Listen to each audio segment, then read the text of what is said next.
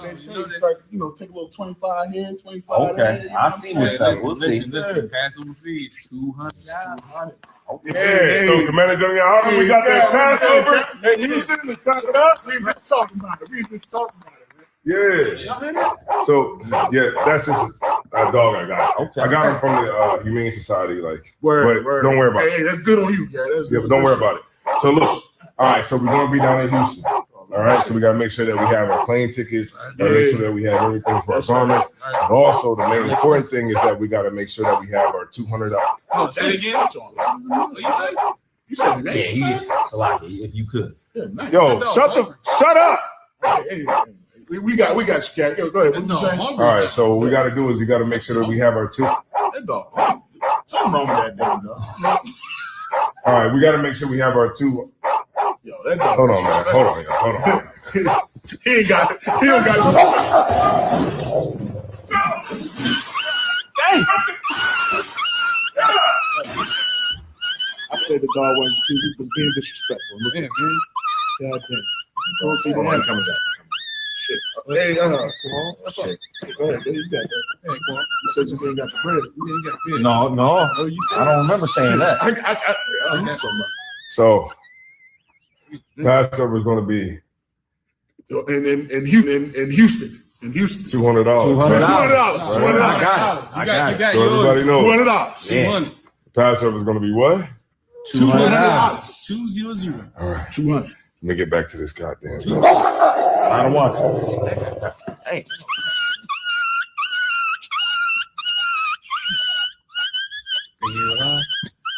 Damn shame, but they did to that dog.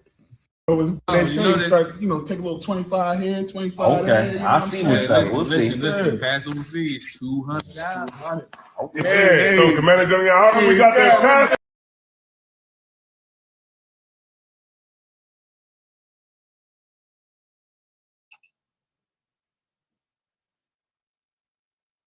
Your man has to be your excellent analogy when he said, your man has to be your family. When you have your kids, can't nobody say shit about your kids. Even if you know your kids is messed up, can't nobody tell you shit about your kids. You're going to be on your kid's side regardless. But when somebody says something about your man, you don't hold your man in that same family regard as you do your kids. Anybody, somebody at the job could say something and you'll go against your man. So when he said, ye shall not surely die, instead of her, you know what she was supposed to say? Yes, I am going to die because my man said I'm going to die. And if you got a problem with what he said, go talk to him. You shouldn't even entertain that shit. If you entertain what another man said over what your man said, you got to question your loyalty, because you know who's going to question your loyalty? Your man's going to question it. General Hyman gave an excellent analogy when he said, your man has to be your family. When you have your kids, can't nobody say shit about your kids. Even if you know your kids.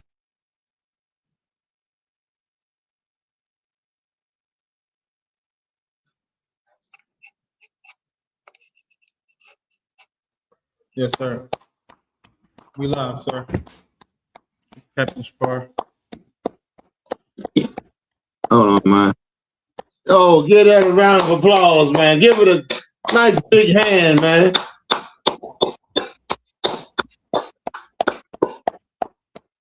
I enjoy that, man. That intro by the brothers in Delaware, the Delaware school, man. They always got me laughing, man.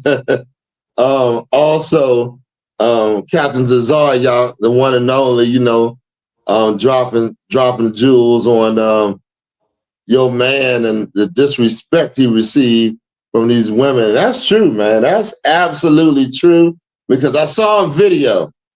And I meant to save this video, Bob. We get so many videos. But I meant to save this one because it was a tribe. It was a sister, Latino sister. She was like, I wish I would cook for my man, or something to to that something like that.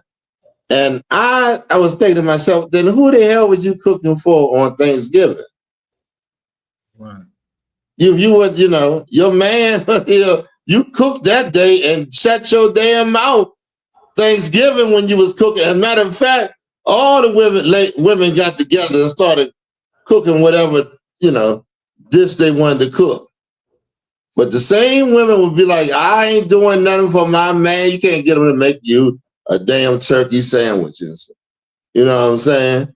But, that just goes to show you that when Cap was like, if you ain't doing it for your man, you honoring another man over your man gonna question that. Well, why we ain't questioning the white man? But they honoring the white man over black men. You see how many these women went out there and celebrated? Participated in celebrating the Thanksgiving. It's insane. It was insane, brother. It let me know right then and there. This is the home of the truth, the I.S.U.P.K, man, under Commander General YAHANNA, man.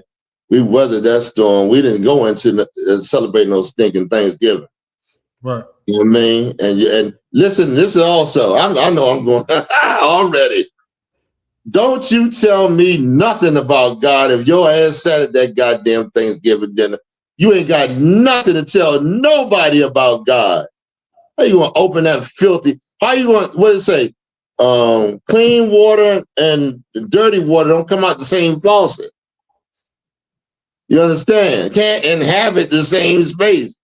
Right. How in the hell that dirty, filthy mouth gonna tell me something about what's clean? You understand? That was insane. But anyway, we got a little pop-up class. Before I go on any further, first and foremost, I want to thank Yahweh Shah for allowing us the opportunity to come together and break these scriptures down. You understand? We breaking bread with you right now. Y'all don't know that? We breaking bread without no food being in front of you. The Lord said, take this roll and eat it. Right. So I want to thank the Most High in Christ, man. I just want to make sure I give them their proper acknowledgement, man, because the great things have been done for. The great things have been done for our people, and the Lord is doing right before your face. Even though you got to admit, He's bringing down this people that you could never bring down. He's bringing them down. Even though we're going to catch a little bit, so what? Right. After this, we're going to live magnificently. You understand? So also, Commander General YAHANNA, General Mahaiman, General Mayat, General Hazayan, General Salomar, General Katamgaba, and General Kobalama. Big shout out to the heads of this nation, man. You understand? They're doing an excellent job, magnificent work, man. I just can't say enough about them, you know what I mean? Also, the captains, man, give them a round of applause. Captains doing an excellent job, man. You see them. See what we doing in I.S.U.P.K, man. It can't be denied. We got the officers, man. Officers, man, they doing, they are amazing, man. You know what I'm saying? Raising the dead. You seeing raising the dead, like when Christ, I get you. What's the guy's name? Janus or whatever. When he was a leader amongst our people. But when his daughter was sick and dying, he came looking for Christ. He wanted our king, man. And when Christ, and when his daughter is sick and she died, I think I'm getting the name right, I don't know. She died and Christ brought her back to life. You understand? That's us, man. We dead people, man. And Christ, through giving this knowledge and understanding to the ISUPK, is raising up the dead. You understand? So that's heavy. Also, the troopers. Give them a round of applause, man. You know what I mean? And this should show you, this should be the example that you should follow coming out of your lifestyle, man. You wonder why things are happening. You can't keep a woman. Your life is all messed up. Jobs is all you jammed up. Finances. It's because you refuse to do the thing that the Lord told you to do. So, of course, the Lord is going to punish and make you feel it, so you can, turn away from your filthiness, man. All right, so big shout out to the sisters. Sisters are doing an amazing job, incredible. And listen, and being an example to the sisters in the world. You can't deny it. Working, sir. You understand? So, just wanted to give a shout out there. Where we head to, Abad? Yes, sir. Yes, sir. We are at the missing persons, sir. The missing persons. Look, there's missing people, the missing brothers and sisters. We're gonna bring them out. We're gonna bring them out and show you who who's missing. Give you the information you need to get, and hopefully we already had some. I didn't even bring it out. Brother in the school found who was what's the guy's name? The African guy. The one, not African, but he is in that old African religion. Shoot, I can't think of his name. The one that scammed, everybody say scam out of, supposed to build a school. Yes. What's his name? Y'all might know what I'm talking about, but I guess his daughter or something was found by a brother in the I.S.U.P.K. She was missing or something like that. I'm pretty much probably getting the story wrong. But to that degree, yes, man, we're going to keep an eye out for our brothers and sisters, man. All right, go ahead and pop it up. Let's go. Yes, sir. Who we got? Yes, sir. This is 14-year-old Jala A. Davis, Philadelphia, Pennsylvania. Okay, Jala is missing. Y'all keep an eye, 14 years old. Keep an eye out. You're gonna read a little bit more. Yes, sir. The disappearance of Jala A. Davis, 14-year-old Jala A. Davis was last seen at her home on the 1600 block of North 15th Street on Friday, December 5th, 2025, at approximately 4:30 p.m. She has not been seen or heard from since. Jala. So, a lot of people are praying on our children because we've been destroyed in this place, So we don't have the fathers and, to watch the neighborhood, watch the houses and neighborhoods and all that. Pretty much everybody's in a chaotic mindset because everything is so messed up. There's no order in our neighborhoods and all that. So you become a prey. You become, someone that an ungodly man looks at and takes advantage of. You know what I mean? So, yeah. Go ahead. Next one. Yes, sir. Yes, sir.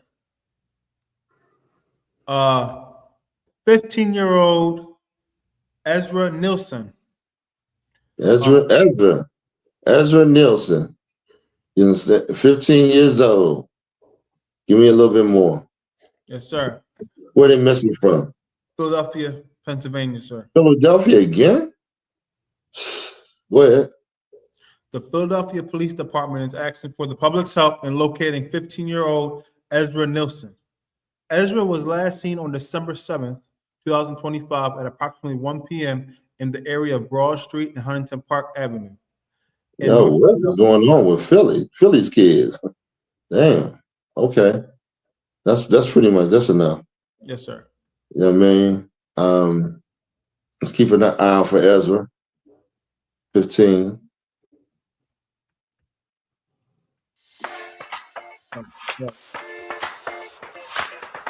That's their commercial. They can't charge us for that. They don't want us to play. Let y'all know they don't want us to play any music in class. Any. Not even our own. That's ridiculous, man. Like these they on the truth. They know that this truth is coming up out of here left and right. And they want to put a stop to it. At least the attraction to it. You understand? While they play all kind of music up in them churches. You know what I mean? His institutions they play some music. But it's all good. The Lord's going to handle this. All we gotta do is keep the faith. All right, let's go. Yes, sir. I really want to tell him I love him. 15-year-old Millwood High School student missing for over a week. Over a week. Wow. Where's that at? This is in New York. It's like let me see what part of New York. Brooklyn and Queens. Brooklyn and Queens? You mean where? I guess it's in the same area, like. Yes, sir. Okay, all right. Read a little bit more. Let's see what's going on for a week. Yes, sir. Jeff. The parents that said, I really want to tell him I love him. You can imagine the minds of what he's been going through, him or her. He's distraught over, this happened to him or her. I don't know if it's a guy or a girl. Go ahead. Japhet's family says the last confirmed location for him was at 6 a.m. on Friday, November 28th. 6 a.m. He was seen leaving their home on their security cameras. Wow. What was he? What did he? 6 a.m. That's kind of early for. How old is he? 14? 15. 15. Okay. Go ahead.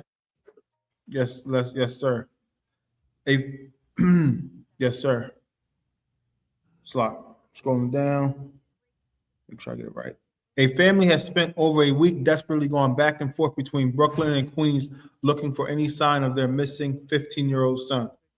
Japhet Jamont, or Elijah as his friends call him, is a student at Midwood High School who has been missing from his home in the Rockaways.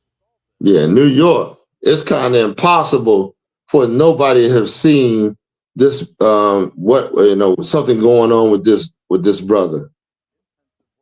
So many people out there, somebody saw something. You understand? People just been taught to turn a blind eye. And that, by doing that, it encourages people that are wicked and ungodly to come in your neighborhood because they know you ain't gonna say nothing, you ain't gonna stand up to them about it. Any kind of bully or or somebody that's just trying to take advantage of you, you gonna have to stand the hell up, man. Right. You gonna have to defend what the hell ever it is that they trying to do. Because if you don't, expect more of that. Right. And that's what we got to do as a people, man. We're going to stand the hell up, or else this is going to happen like wildfire, man. You know what I mean? Right. Shout out to the brothers, that's diligent in this area, man, and diligent period. So it's New York. Go ahead. More of the story, sir. We got the next missing person. Oh, we at the inventions now, sir. Okay, now we're going to the inventions, and I like to bring out the inventions so you can see just how much this bastard is stolen. Just how much he's stolen, and how rich they didn't got, how fat they didn't got off of your labor. You know what I mean? Go ahead. Yes, sir. Skyline has a secret, and it's written in the hands of the men they tried to forget. Meet the Skyboys, the black steelworkers who built modern Chicago while facing discrimination that would break most people.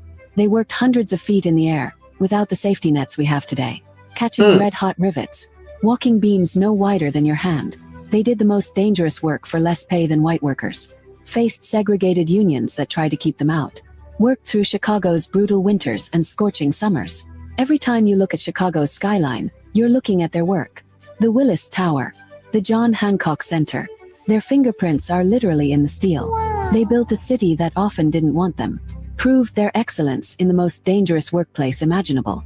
So next time someone marvels at Chicago's architecture, remember the Skyboys, the black men who built heavenward while being treated like they belonged nowhere. Share this story.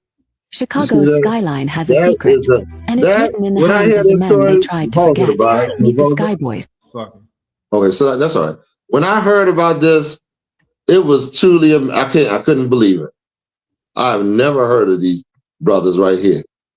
They said they walked on beams no bigger than your hand. Right. Without a net. Right. I said, that's insane. That's crazy. I don't know how they would do, damn. You know what I mean? Right. I mean, amazing. Right. The things our people have done, man. And don't get no recognition, get talked about and discriminated against. And they discriminate against you just because you're better than them. That's why. They talk about you because they know you're better than them. That's why somebody would talk about you all the time, because they want to bring you down while bringing themselves up. Amazing, man. Amazing. You know what I mean? There should be a movie about these brothers right here. Right. Chicago, man. Shoot. Okay. What else we got? You want to say anything about that? Yeah, it's amazing, sir, what Israel can accomplish, especially. And what's even more amazing is that we were separate. If we had our own, like we serve the Lord and use our talents for us. Like we won't have to rely on our person for anything. That's why they won't let you separate from them. They know that. You know. They know you the cash cow. Okay, let's go on. Yes, sir.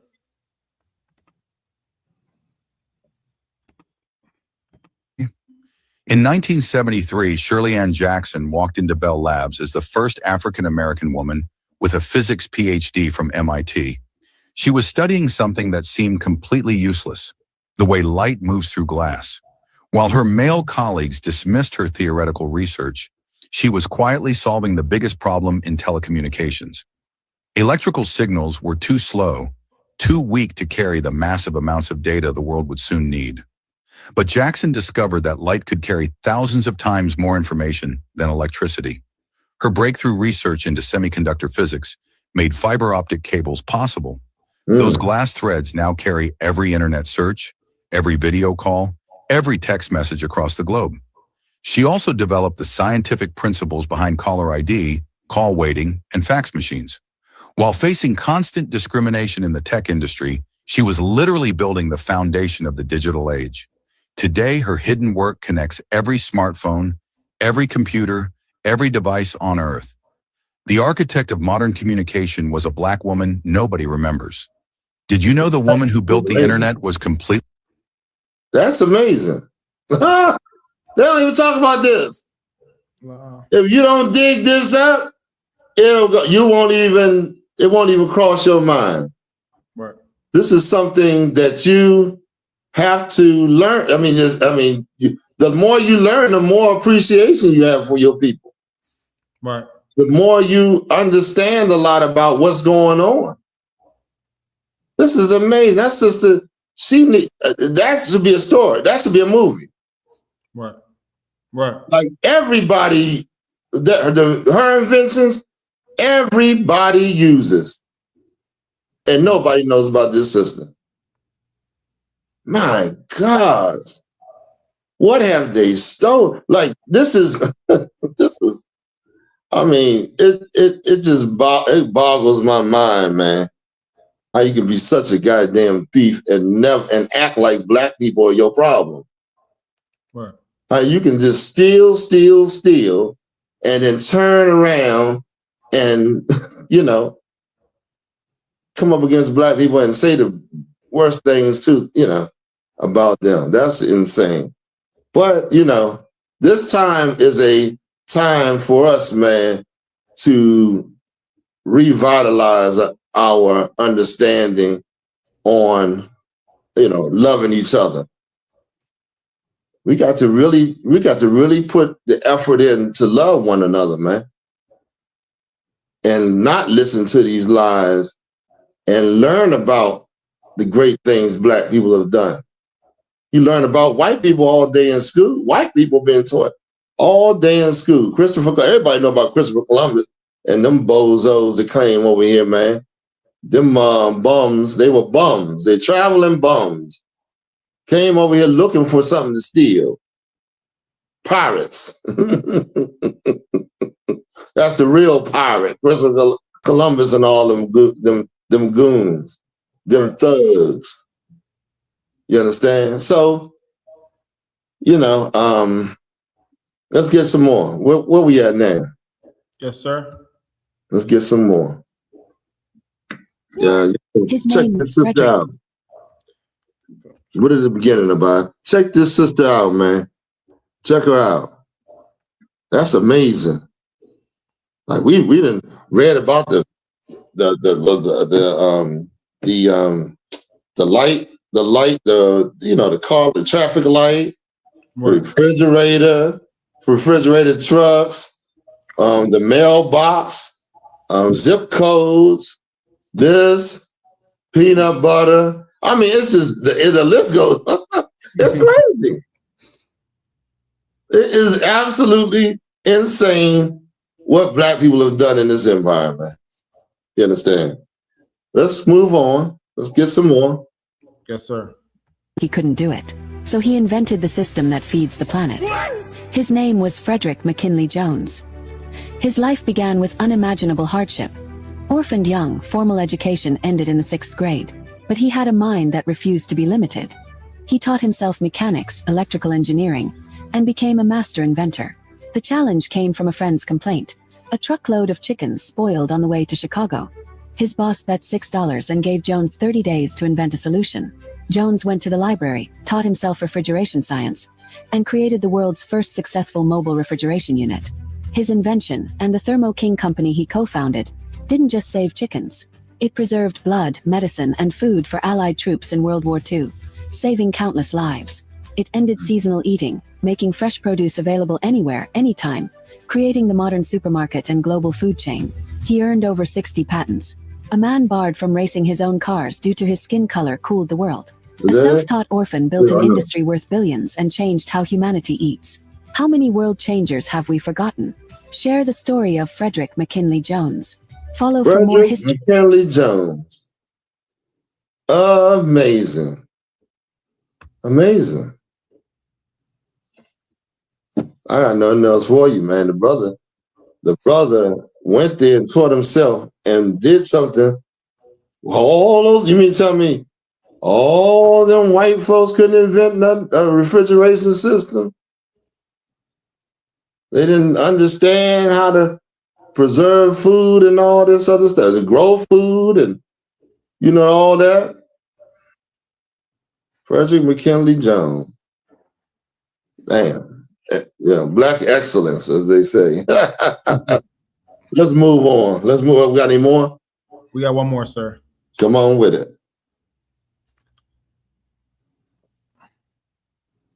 Yes, sir.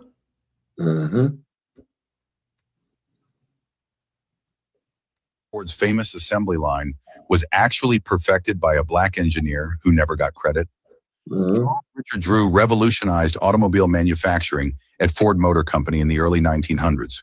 While Ford gets all the glory, Drew developed the precise mathematical formulas that made mass production possible. He analyzed every step of the manufacturing process, calculating optimal worker spacing and conveyor belt speeds. Drew created timing systems so efficient they reduced car production from 12 hours to just 90 minutes per vehicle. His workflow methods and industrial engineering principles became the backbone of Ford's dominance. But segregation policies meant Drew worked in shadows, denied recognition for his groundbreaking innovations. The mathematical precision he brought to manufacturing wasn't just about cars. His assembly line optimization techniques spread across every industry imaginable. From electronics to food production, his methods became the foundation of modern mass manufacturing worldwide. Charles Richard Drew, the hidden architect of industrial production, whose genius built the modern world. Did you know that Charles Drew had a few inventions out there? He invented quite a few things, you know what I mean? Yes, sir. You know what I'm saying? So Charles Drew, he was a genius, man. This brother was a genius. Yeah, let's go on to the topics. What's the first topic we have? Yes, sir. It was the abortion. I mean, not the it was the males, the black males should be aborted. Yeah. Okay, yeah. Let's put that out. Let's get that out. Now we're gonna go into pretty much the topic of this section of the class. Whores love Christmas. Whores love the white man. The Christmas is about white folks, white people. It's their pagan rituals that we are celebrating. But this also brings the whore out. The whores love this time of the year because they know they're gonna get gifts, and they know that they can serve the white man, and and be all giddy with him and all that stuff. Whores love this time of the year, man.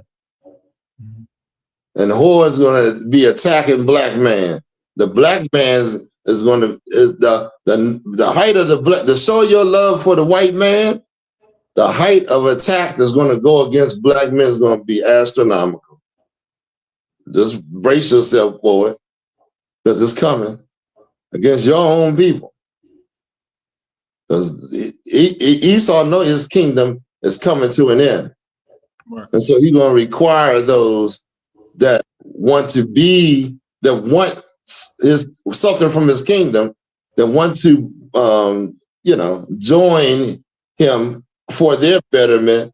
He's going to require something out of you to show your love. Just like he does the entertainment business. They come out all the time how the men have to go and dress up like women, and who knows what's going behind the scenes. Right. You know what I mean? All kind of things going on behind it to prove that this is what they want. They want it so bad they give up their sexuality and all that mess. Anybody want to say anything? Is what's the name of the class? A war? Yes, sir. Okay. Oh, so anybody in the class want to say anything? Y'all can jump in anytime y'all want. Like, this is a disgusting time of the year. It shows rebellion against our king. You are unclean, unholy. It shows your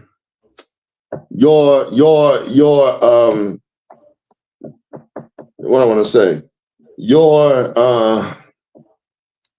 It just shows you just go against God, man, and don't give a damn, even though you say you're a God-fearing person.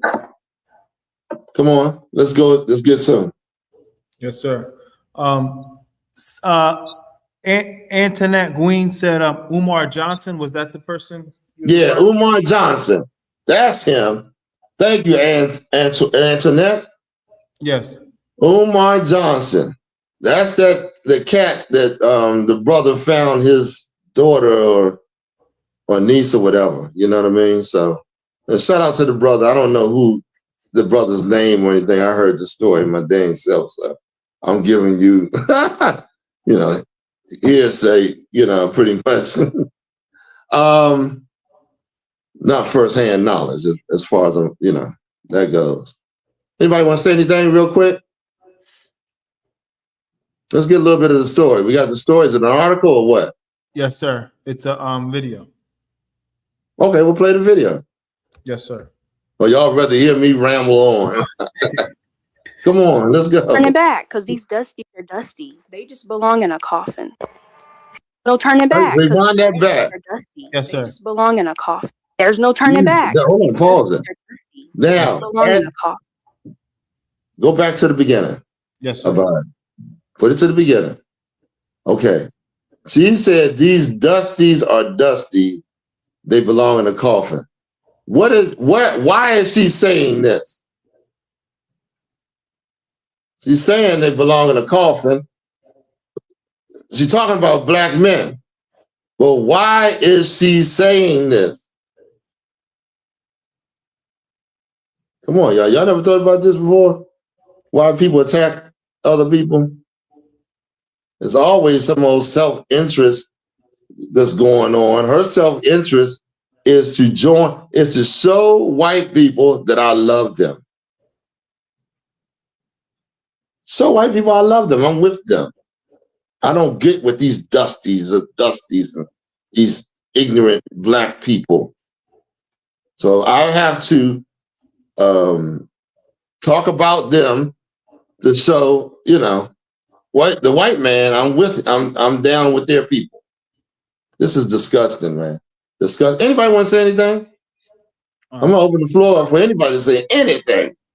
If you disagree, you can disagree. You can disagree and bring your reasons out. Let's hear them. You can agree. You can agree and bring your understanding out as well. Or you can ask a question. You know what I mean? What you saying about? I was saying that she wants to like devalue black men. So she has a reason to so black women have a reason to not want to care for them. Like that's right. They have all over the internet these interracial girls sitting up with what we call it, the white man, their oppressor, and telling other black women that this is a better life. Telling other black women that don't go through your slavery and be honorable, but to, you know, leave your nation and go to this another nation and disobey the Lord and your laws and your people. I don't give a damn how poor a black woman is. If she is down with her people, she is, you know, a treasure. Right. You know what I mean? Go ahead. Anything else? Anybody? Okay, well, let's move on. Yes, I Give me some more. if I could, sir. Uh-huh. If I could. Please. Yeah, what's so funny is, right, African women and other women, heathen women, is telling the black woman they don't know how good they have it. Because they said the most loving men are black men. Black men don't treat their women like the Hamites do. The Hamites, you know, don't let them do nothing. They force them to wear those ninja suits, right? You know, they lay their hands on them. I think in Africa, they practice something called dry sex, where these dirty Hamites take straw and stuff it inside of a woman's private area so she don't get what comes to her naturally by getting moist. Yeah, I heard they also cut off these women clit. I think the Ethiopians do that. Yeah, they cut off their woman clit. Hold on, they cut off their woman's clit, if I could, so that they don't get pleasure, so that they won't go out here and cheat on their husband. Y'all ain't hear about that? Yeah, Comic-Con heard about that. Yeah. So, yeah. Go ahead, Award Salaki. Yeah, so, you know, they telling the black woman that, you know, when they look over here, they saying the black woman is free because the American black men or Israelite men don't treat their woman like that. You know, Mhm. we're suave and debonair, you know. Yeah. Yeah, I heard the Asians say that too. There's some what's the little ones that like black men over there? Them passport brothers are running over there. They run over there, they promoting Thailand so much. Now Thailand and Cambodia is at war. They stuck over in Thailand and they warring with one another. You know what I mean? So shoot. All right, let's go ahead. Anything else? Let's bring out the rest of it. Did we go through the whole video? No, sir. Okay, let's go. There's no turning back because these dusties are dusty. They just belong in a coffin. I agree. And the only reason I support aborting a Black child when it comes to it being male is because when I look at the Black community and the problems in it, it's associated with males and male pathology. So when you are a Black man thinking that the women who think this way and whose minds are captured, you are on the same team with them, you are not. You have to wake up to that reality. We can no longer say that this is only happening amongst white people and on the far right. There are Black women who vote and follow every slogan, every trend, every talking point, and is anti-family, anti-men, anti-boys, and anti-Black boys in the womb. There's no turning back. Is that it? Yes. Okay. Man, so y'all hear that, right? Boy, abort them Black men. That fool don't even understand that she's killing herself. She's not going to be able to come back on this earth if there's no man to plant the seed so that she can come back here. All the women going to have to you're going to have to go, and the Black women, if all the Black men were killed, then the Black women would have to go to another nation, right? Mm-hmm. And that is exactly what she wants. You're gonna have to reproduce another nation, and as you reproducing as a Black woman, having sex and having babies by white men or Chinese or Africans, you're going to destroy your opportunity to come back on the earth because that's not your seed. Right. That you reproducing. Mm-hmm. That, you see what I'm saying? Okay. So these Black women are, y'all, whoa. Y'all wonder why I call them nigger whores. Now you understand. You understand? Now you understand. You understand? Their mouth has got to be stopped. That mouth want to go. That demon on that BRT bitch has got to be shut up, man. You understand? It was better that she shut the hell up when they weren't putting all this garbage out into the atmosphere. When men was over the household and they wouldn't say no crap like this. Now they out. Now they out in every little crevice that you can think of, being little rats all over the goddamn place. Like, this is insane, man. That oppresses a Black man. What y'all want to do? Y'all want to let this fly? Go ahead. Anybody want to say something about it? Yeah, I got a preset for you, sir. You listen, and I want to also say she's doing the exact same thing Margaret Sanger wanted. Right. Margaret Sanger wanted to abort Black children, and now she's talking about it. Didn't she, in the spirit of the white man? Go ahead, War. Colonel, sir, if I could, right? Just to back up what you're saying, one of the wisest men to walk the earth outside of Christ was Solomon, right? And Solomon said this: a foolish woman is clamorous. She is simple and knoweth nothing. Oh, yeah, boy, oh, boy. They use them old foolish things. And you know what it comes from? It's coming from the white man putting his spirit inside that Black woman. How does he do it? He gets them to worship money. Right. worship money leads you to the white man, and then he has sex with you, and now your mind is shifted to what he wants. Your mind goes against your man. Why are you trying to screw every goddamn black woman you see? That's why in Deuteronomy 7:3, it says what it says. You'll no longer be wanting to serve the Lord, but you will serve. That's why the curses and the curses. Give me the curse. Y'all got to remind me. Listen, I remember the scriptures more than y'all young cats. Y'all supposed to be telling me, oh yeah, Cap. Remember you said we're gonna go into this scripture and we won't. Yeah. Now I'm remembering it. Y'all ain't remember what's going on. Salakia, sir, I got a precept for what you just said about how our women chase the oppressor's money. Yeah, please bring it out. Let's hear it. Proverbs 23:3. Be not desirous of his dainties. Salakia. Yeah, for sure. You desire the dainties of your enemy. Guess what? You start to forgive. You forgive your enemy. You start to hate your people because now you think your people is the reason why you can't have the things that he has. You think we holding you back. You think we the problem.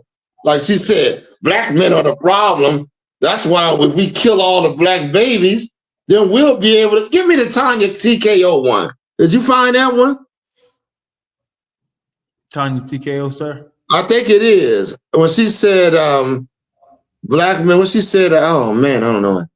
When she said, this woman said, what did she say? She said, I don't want to, she said, black women are not free. Put that in. Black women are not free, Tanya TKO or whatever.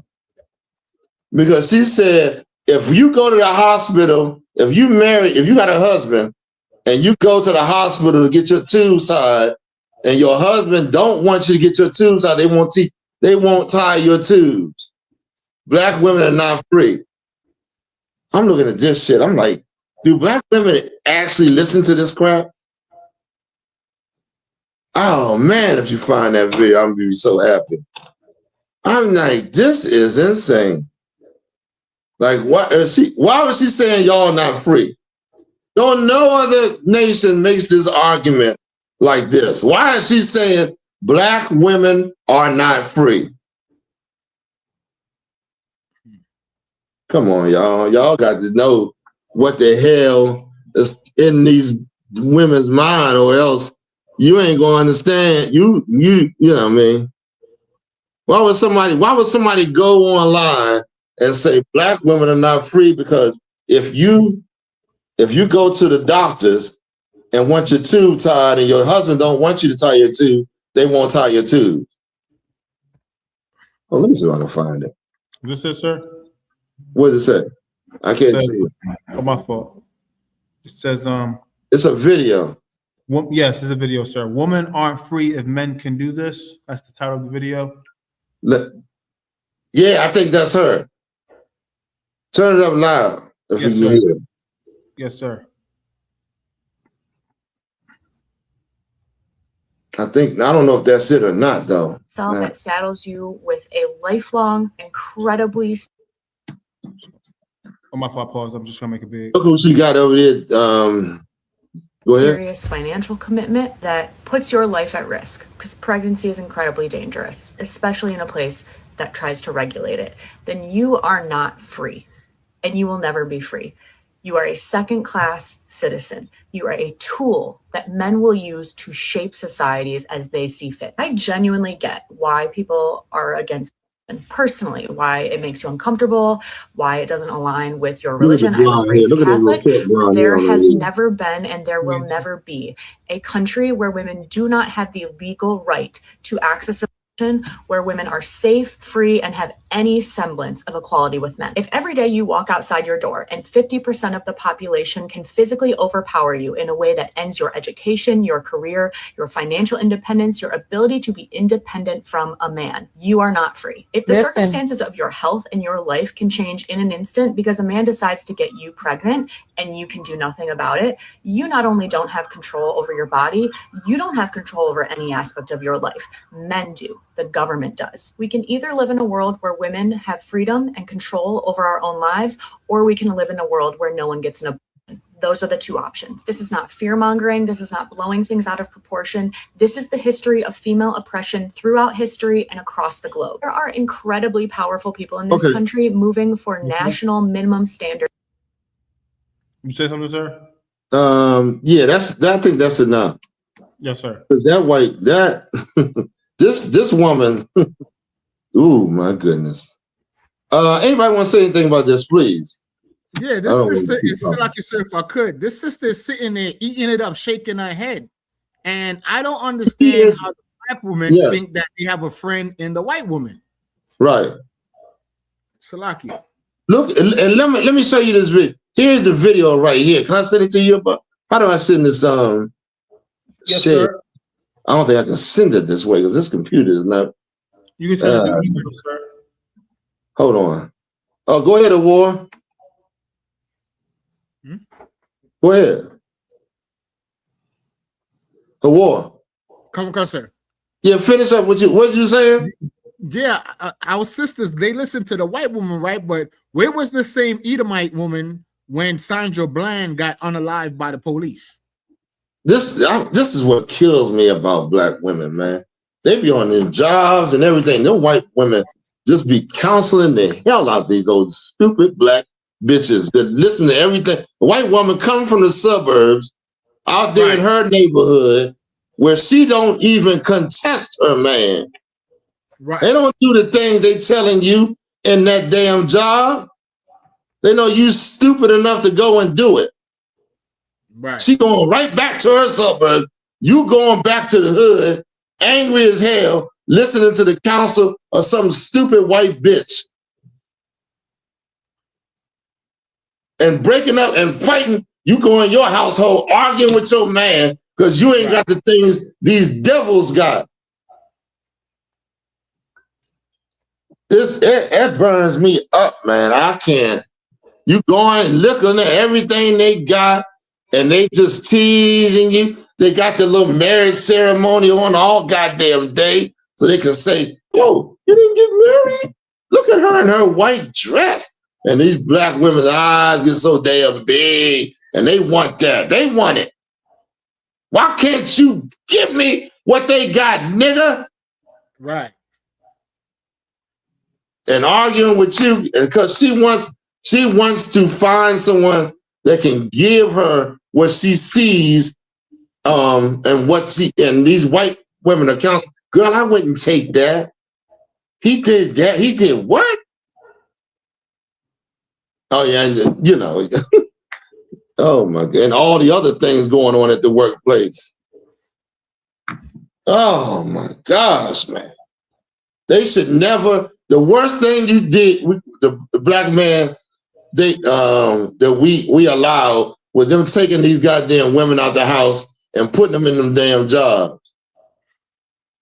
That's terrible, man. She's not equipped to handle that type of responsibility. Right. Think she's gonna be able to put her family together, go and work 10, 12 hours, and then have life flowing like it's supposed to flow? Hell no. You're the only one that can, that's why the Lord put you in charge. But when you got an evil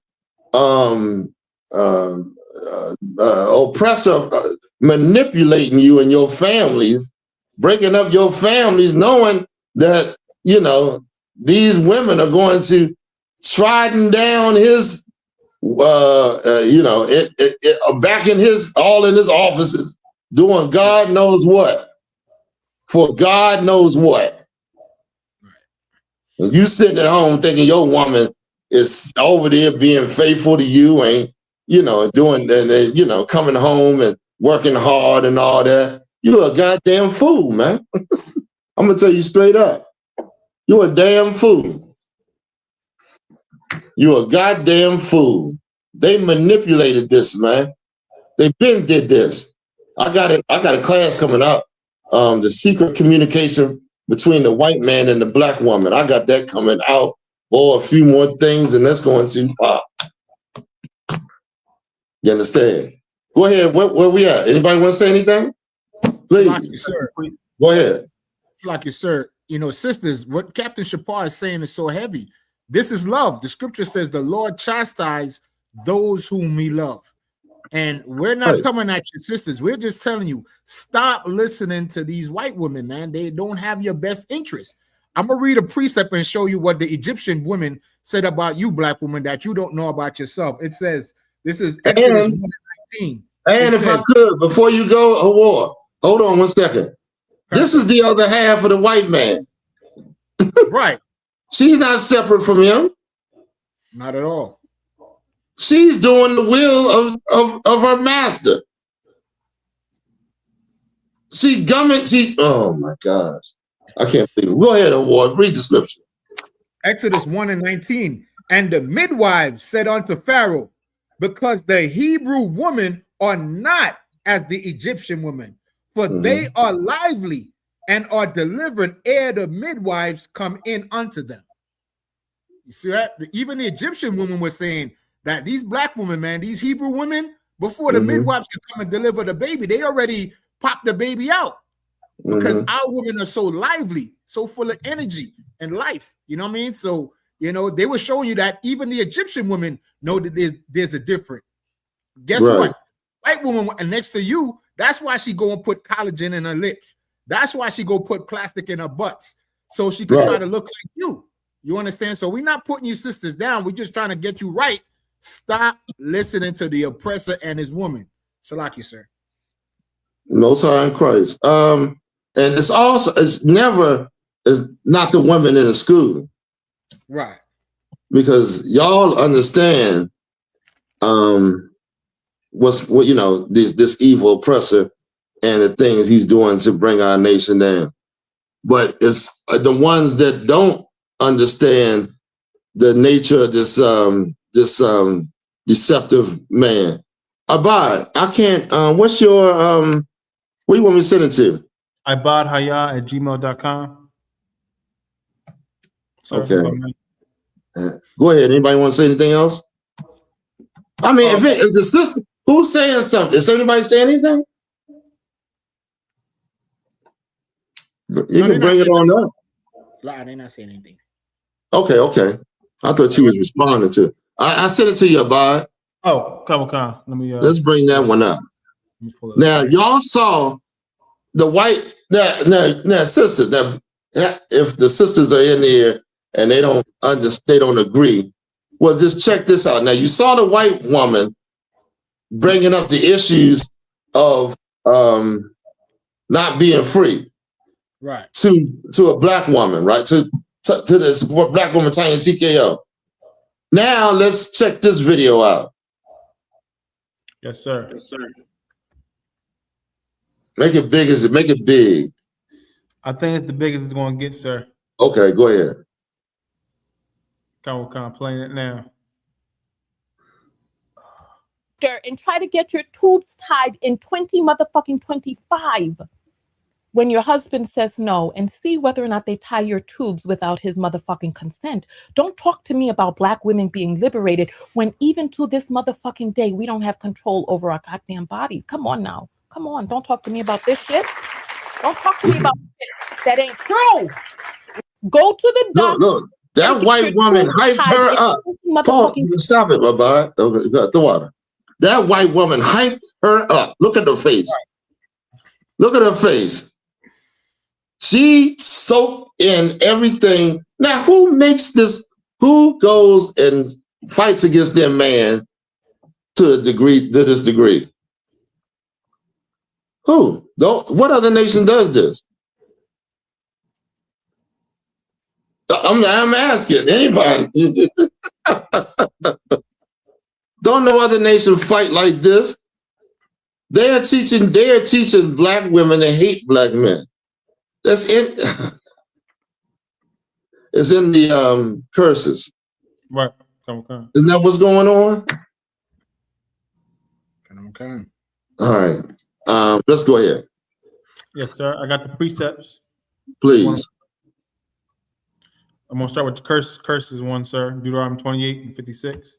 Mm-hmm. Okay.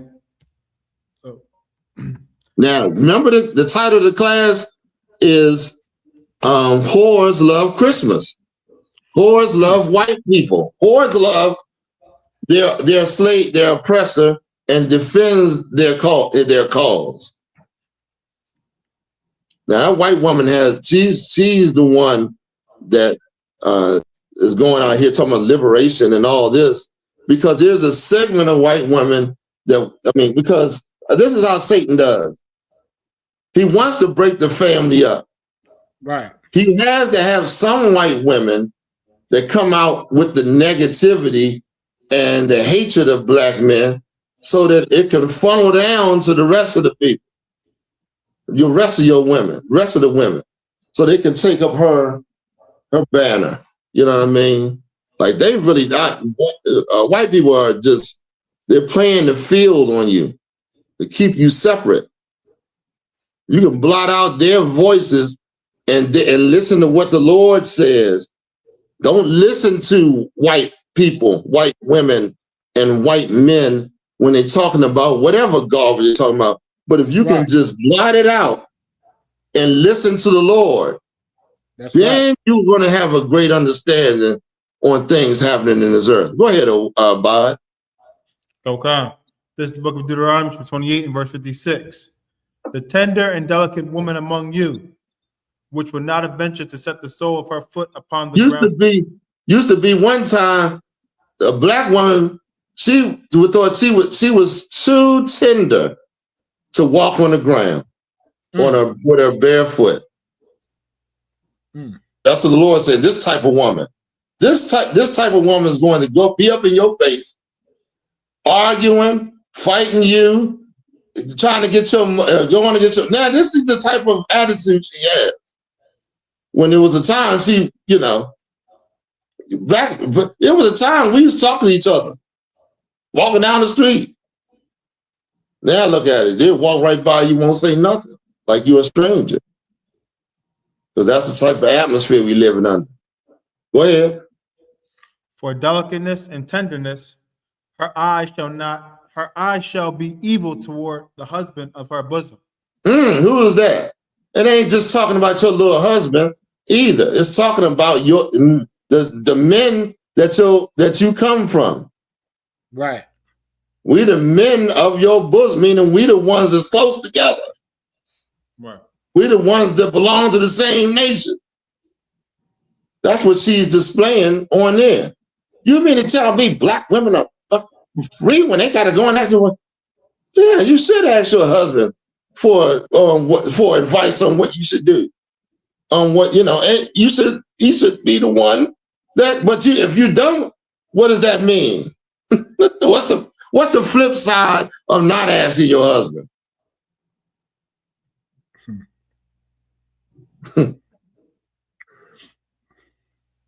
Listening to the white man.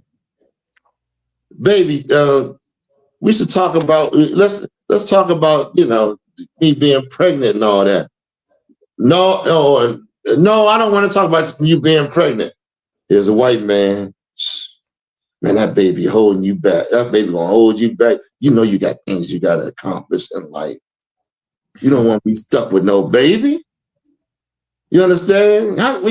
Your money gonna go to that baby. Now that baby when you should have the money to do your nails and put your give you some good fine clothes and all that to make you look pretty. It's gonna make you be selfish, man. You're gonna be selfish, and ain't nobody gonna be able to deal with you, and just be miserable. Go ahead. And toward her son, and toward her daughter. She said, abort your boy. Her eyes evil towards that black child. Why? Because of white people. Y'all ain't evil towards it because of black people. They are ruling and pushing their propaganda to you, and you sucking it up. Go ahead, any more? Verse 57. And toward her young one that cometh out from between her feet, and toward her children which she shall bear. For she shall eat them for want of all things secretly in the siege and straitness. That's what they're doing. We're in siege. We're the people in bondage. And a lot of times, I'm not saying that, I'm not getting on all women now. There's some good black women out there, for sure. There's some women that'll check the hell out of these bad women and tell them you wrong. That does exist, and we appreciate the hell out of you. Right. We appreciate the hell out of a good black woman, I tell you. But, we also have to do our job in chastising these evil ones. You understand? Right. You understand? So that it won't be thought that anyone, because it might come across the good ones. The good ones might start to have a change of mind and join the evil. You understand? Go ahead. Anything else? Yes, sir. Mm-hmm. Wherewith the enemy shall distress thee in thy gates. And the enemy is distressing us. That's why we are you're aborting your kids and being evil towards one another, because the enemy is distressing you in your gates. Your enemy. I told you the white man is the reason why you're doing these things. What them curses talking about? The man is above you will make you fight each other. They did this to Native American Indians. Remember, we went into how they used to sneak and steal. What was they call it? At night, and then they would blame it on another tribe did it, and then they would sell them guns, and then have them fight each other. Then backhandedly going over here, doing something and selling and getting them guns and having them fight one another. Come on, man. They're doing the same thing to us. All these diseases coming up out here, the Lord is allowing them to do these things, man, in the black neighborhood, because we being wicked. Go ahead, Awar. So, like you said, I got a question. When it says in thy gates, does that mean by letting a white man in our houses? Oh, you better not let no white. I would never let no white man in my house. Scripture when it says in thy I gates. would never, ever, ever, ever let no white man in this house. You better get the because that, you know what I'm saying? Like, what was you saying? What was the last second part? Within your gates, meaning where you're in your land or whatever, within your people. Go ahead. Go ahead. That's it. That was it, sir. Okay. Yeah.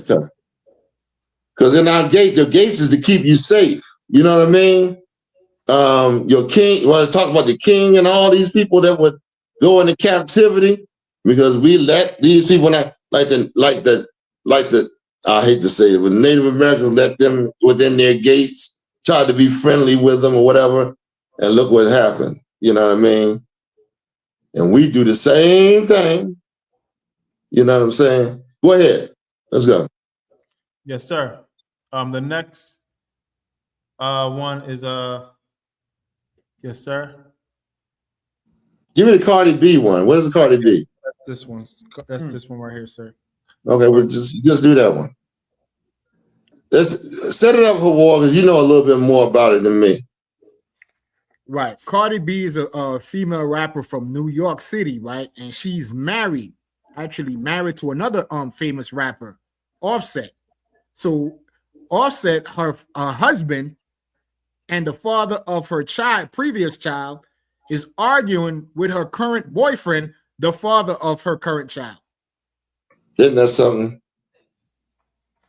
This woman, she left Offset because he was cheating, right? Cheating on her. And got with this other guy, and guess what he's doing?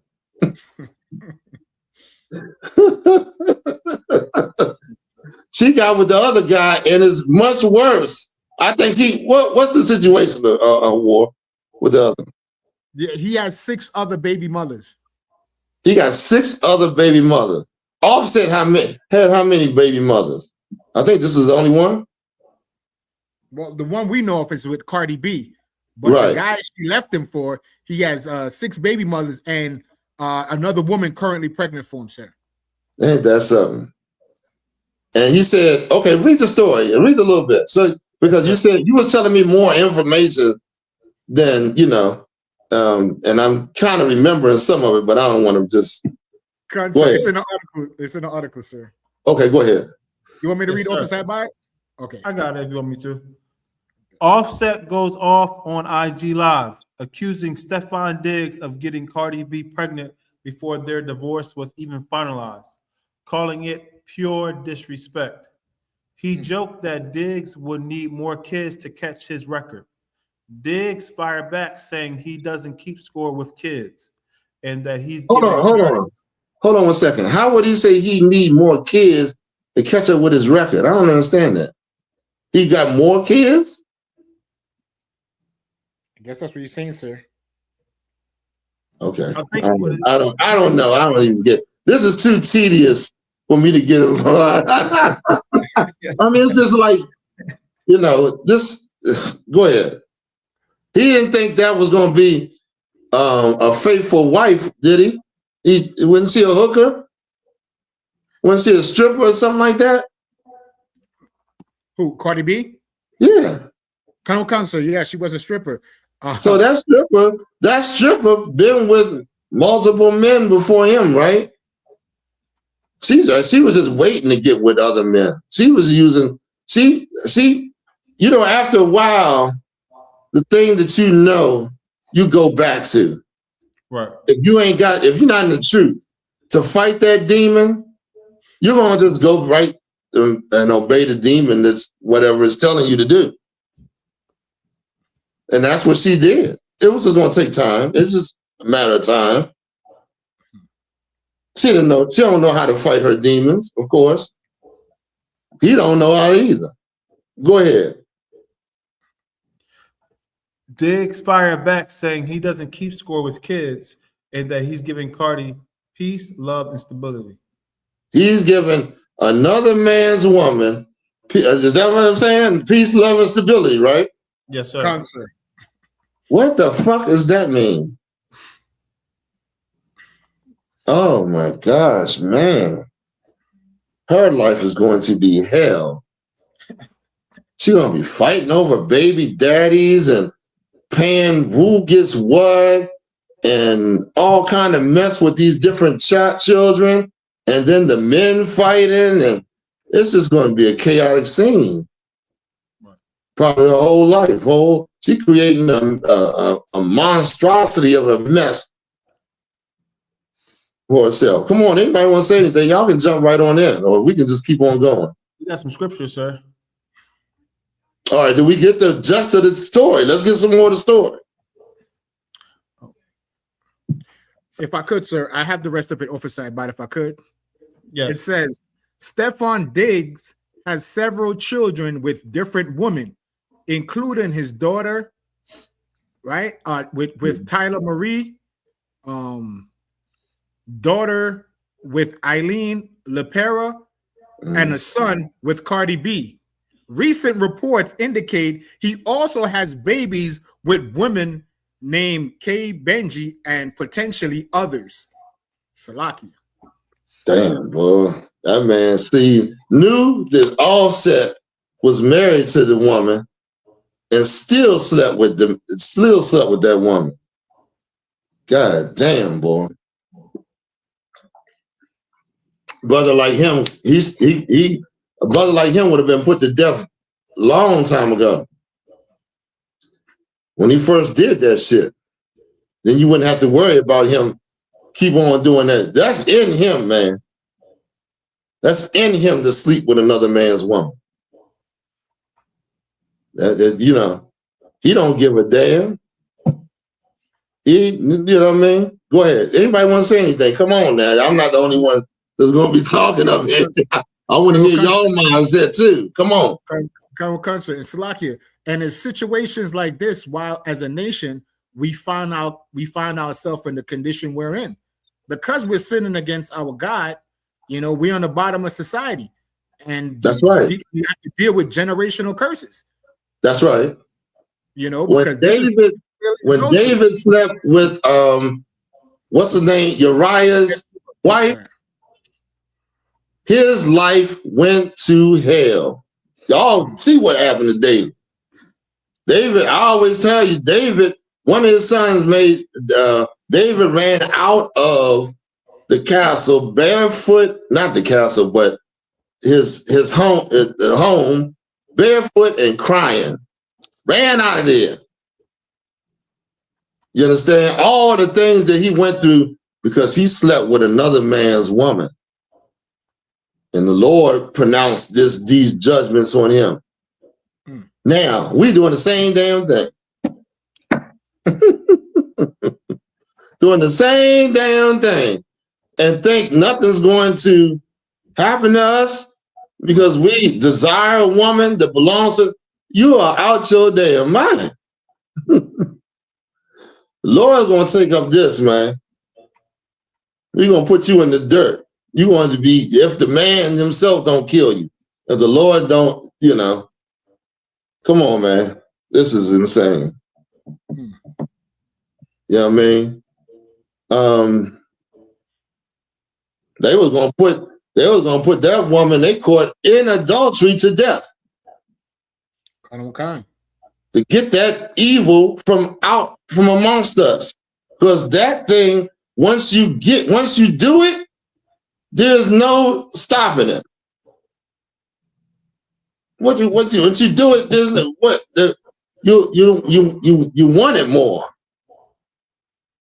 And you ever hear of women that only want men that have wives? Women more attracted to men that have wives? Concept. I mean, that's cool. I mean, I understand part of it, but another part of it is in this society, in their mind, not in yours, because you know a man can have more than one woman. And so a woman that desires a man that has a wife, she's really don't understand. In her mind, she's doing something sneaky and being, you know, underhanded to that woman. Right. You know what I'm saying? It's a different. Go ahead. You gonna say something? Yes, sir. It's the spirit of the action, sir. It's not like the lawfulness of it. It's the spirit behind the action, sir. Salaki. Exactly. That's exactly what I'm trying to say. You understand? So let's stop this mess, man. We gotta stop. We gotta grow up. Is there gonna be a time in your life where you gotta say, I gotta grow up. This is child stuff. Right. You know what I mean? I keep doing the same thing. I keep sleeping with men and throwing them away.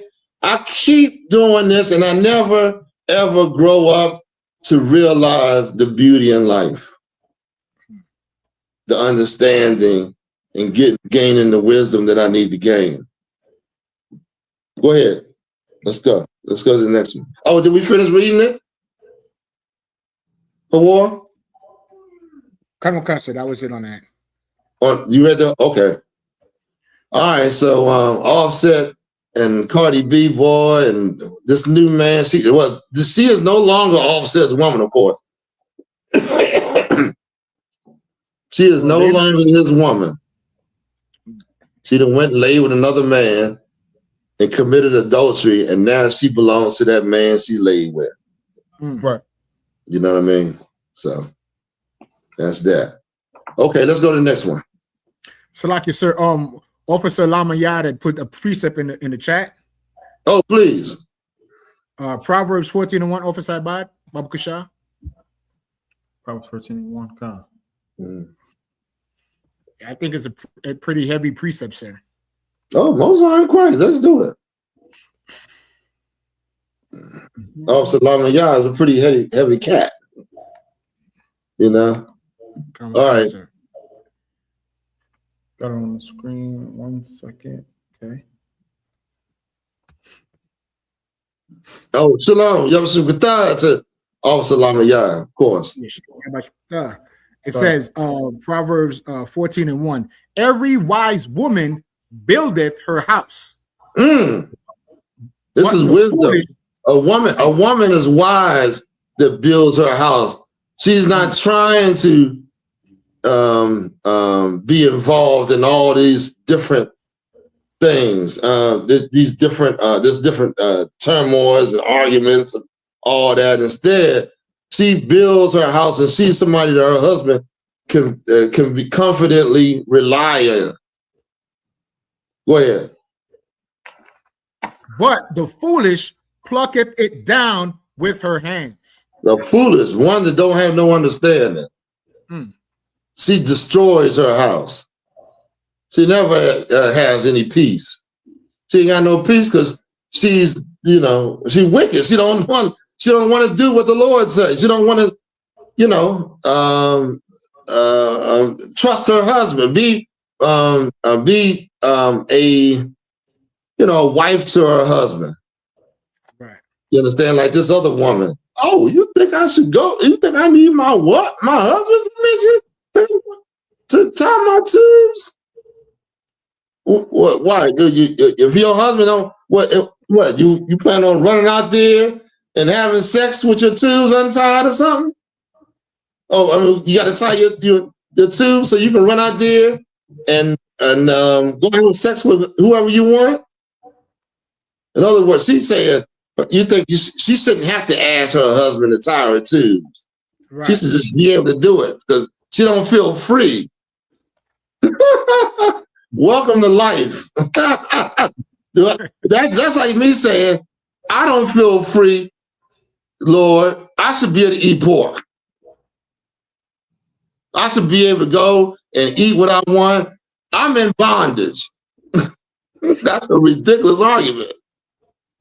You know what I mean? It's crazy. Go ahead, War. No. Oh, yeah, I thought you had your hand up. Oh, Salah. Okay, let's go on. Yes, sir. We have some more precepts that you call for, sir, if you want it. Yeah, please. This is the book of Matthew, chapter 24 and verse 12. And because iniquity shall abound, the love of many shall wax cold. Is it bound or abound? Because the iniquity shall abound, the love of many shall wax cold. The love of many shall wax cold because of sin. Right. Sin is more and more sin, and you starting to hate one another. There's so much sin in the earth. Homosexuals and people selling drugs and marrying outside of your race and what else? And liars and people that hate one another. Hatred. So much sin in this earth. Go ahead. Verse 12. Verse 13. But he that shall endure unto the end, the same shall be saved. That's what you got to endure. I mean, you're going to have to endure these times. That should cut a Christian talking about something they saved already. No. You might not endure.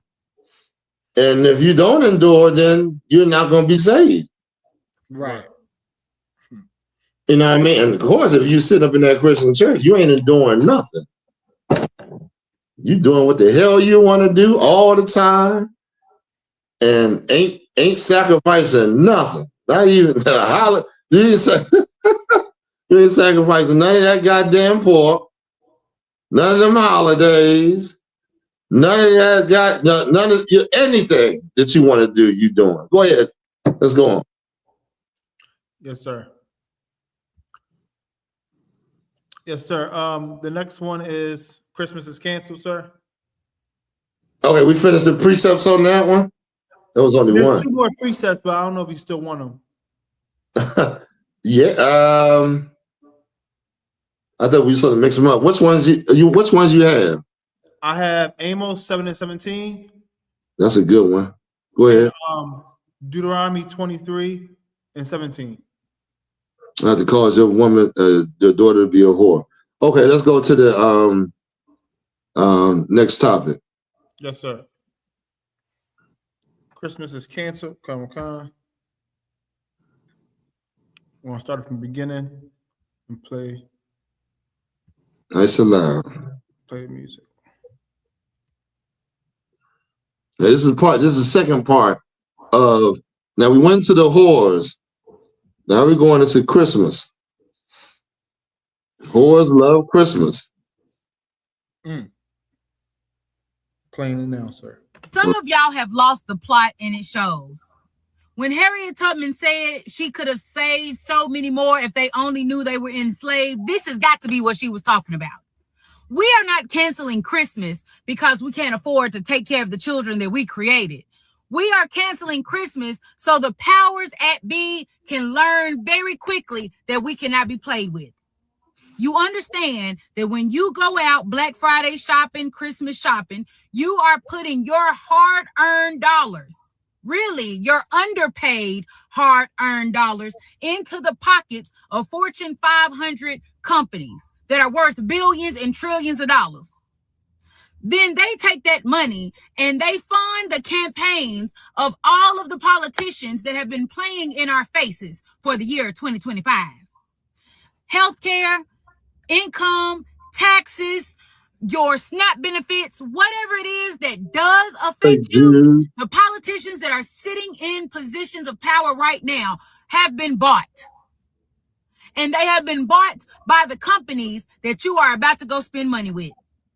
So if we take away our dollar, they will feel it and understand, wait a minute, we can't keep doing these people like that. They're going to call the politicians that they put in power and say, hey, stop with the shit. We're losing money.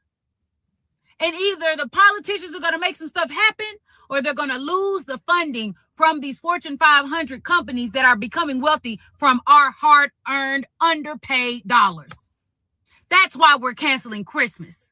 Some of y'all. Yeah, but I agree with her. That's a smart sister. That's right. That's a smart sister, but first and foremost, we canceling Christmas because God said to do it. That's right. God said Christmas he hates Christmas and he doesn't want you celebrating Christmas, and because he knows what that does to you. He knows what kind of person you would be if you did celebrate Christmas. Right. What kind of person would you be? Because iniquity shall abound. Because the hatred of many, I'm paraphrasing. Y'all know. We just read the scripture. In other words, you be an idol worshiper. You will worship things that are not God, and in doing so, the people that are represented, you would love them and hate your own. Hatred comes hand in hand with your worship. Hatred goes hand in hand with your worship.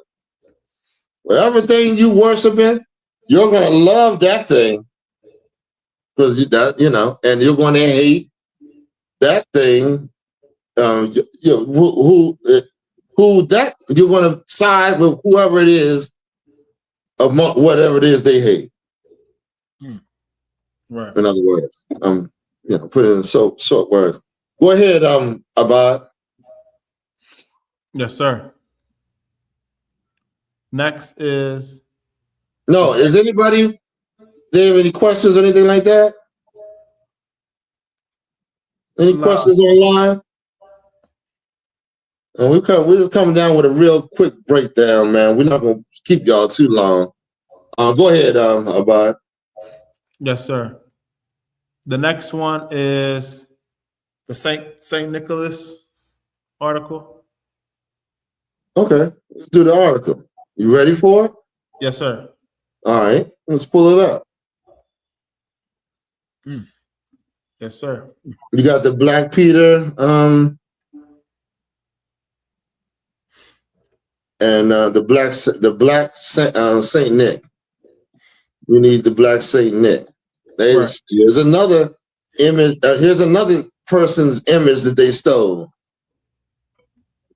They know Santa Claus was a black saint. The original Saint Nick was a black man. The original Saint Nick was a black man. They stole, who used to visit the orphans and bring presents and all that stuff. They stole his image and used it, put a white face on it. It's like they did Christ. They did this man the same way. Let's go into it. Yeah, there you go. Let's go into it a little bit. Yes, sir. How St. Nicholas became Santa Claus. Come on. The surprising origins of jolly old St. Nick include a tie to prostitution, kids chopped into pieces, a devil named Krampus, and a racist tradition around his helper, Swarthy Peter. Or Swarthy. That Swarthy used to call it people. That was a prominent name meaning you're black. A lot of people during the Middle Ages was called Swarthy. Right. Go ahead. Or Black Peter. Okay.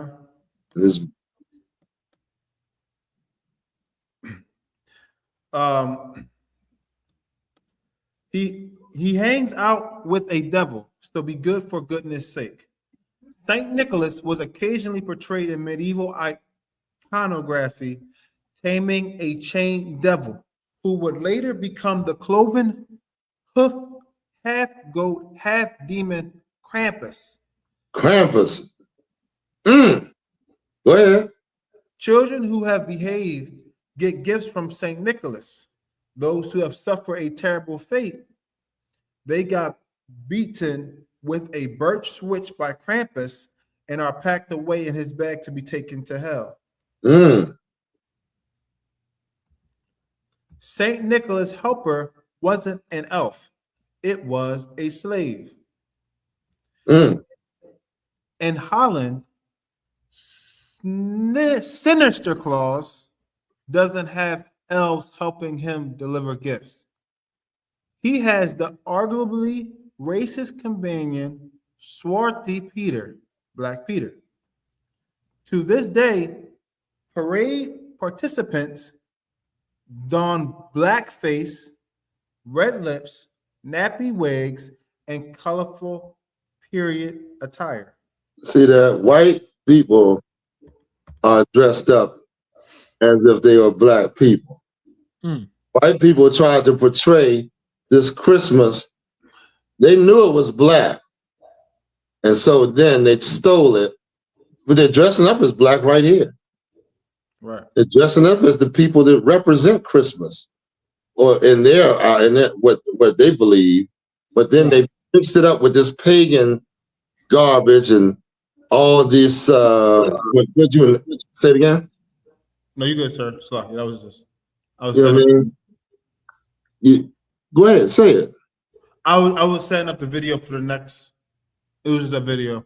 Okay. Yeah, and so this is the thing that we're worshiping now. They said how Santa, his name from Sinister to Santa. Yes. Did you read that already or not? Yes, sir. Sinister Claus. Right. Read that again. Yes, sir. Come. And also, the sister brought out a very interesting topic. This is the end of the fiscal year. You're in December. Right. I'm gonna ask you a question. How do you make the poor poor and the rich richer? How do you make the poor poorer and the rich richer? Give them a holiday. That's right. Give them a holiday. They'll spend their money and we'll become rich and decadent, and we'll have more power to oppress the poor. So and oppressing the poor, they'll give us more money to make us rich. That's how you make the poor poor and the rich richer. You know what I mean? You're gonna have to this Christmas, you're gonna have to not celebrate it. You're gonna have to not worship white people for one of the. It's feel funny not to worship the white man, don't it? Mm. You love Santa, all white. You got Mary, all white. Jesus, all white. The angels, all white. What else? The helpers, all white. Who else? Oh, Rudolph might not be white. He might. I'll give. Rudolph might have some color. He's a reindeer. But God damn, man, you got the cross all white. What else they got? Name something else that they worship. I mean, can't you see what's going on? There's none of you in the picture. Right. Look, we was talking about what was we talking about? War. Oh, how you go and bring? I used to always bring this out. How you go and put the damn snacks up on the what's the name for Santa? Right. Make little cookies and put them up on top of the shelf for Santa to get. And then they would eat. Your parents would eat the goddamn cookies, and then you were like, "Santa's real. He ate the cookies." Well, don't you know, idiot? Every idol is being treated the same way. We was talking about Bill and the Dragon. Colonel Concert. Where they would come in and eat the damn food to prove to the king that their God lives, is alive. Meanwhile, they was the one eating. I think that was started. It's been a minute since I read it. Colonel Concert, that's it. Yeah, and I said, listen, I used to go in the Chinese store. I don't go in no Chinese store no more. But they would have their idol, and then they would have a plate of food sitting in front of their idol, like the idol going to eat the food that they would sit. Y'all never saw that before? I see. Everybody saw that little stinking cat with his hand up. That's a slot machine cat. If you come to the store and you ain't got no money, he put that hand down, you got a loser. But when that hand go up, you would hit the jackpot. There goes somebody with some money. Yeah, man, but they don't, these people really, they worship idols. You know what I mean? So go ahead. Colonel Concert, Salaki, if I could, sir. Yeah. To prove the point that these oppressors don't care about you and that they make merchandise of you, it was that the government was shut down. And right before so-called Thanksgiving, both sides agreed. The Democrats and the Republicans came to an agreement when the Democrats had a so-called advantage. But because the business owners told them, hey, listen, we need to open this government up to get these slaves to come and shop in our stores to support this holiday. Right. And it was all about money. If you know the history about these holidays, it's all about money. They wanted their accounts to get back into the black and not have a red mark. So that's why it's called Black Friday. That's why I keep my pockets full at this time of the year. I don't celebrate nothing. I don't expect nothing from me. You know what I'm saying? Oh, shoot. Man, this is crazy, man. How people keep doing this, man. Keep on doing this. And listen, it's who spends their money to promote another man? Please tell me that. You promoting another man to your family, and you spending your hard-earned money to make sure the man you promote has a good time. That's crazy, man. Crazy. That's insane. Like, okay, come on, let's go with it. Come on. Yes, sir. We have the Swarthy Peter video, sir. Okay, come on. Yes, sir. Who else they call Swarthy? They call a couple of brothers Swarthy. King James, sir.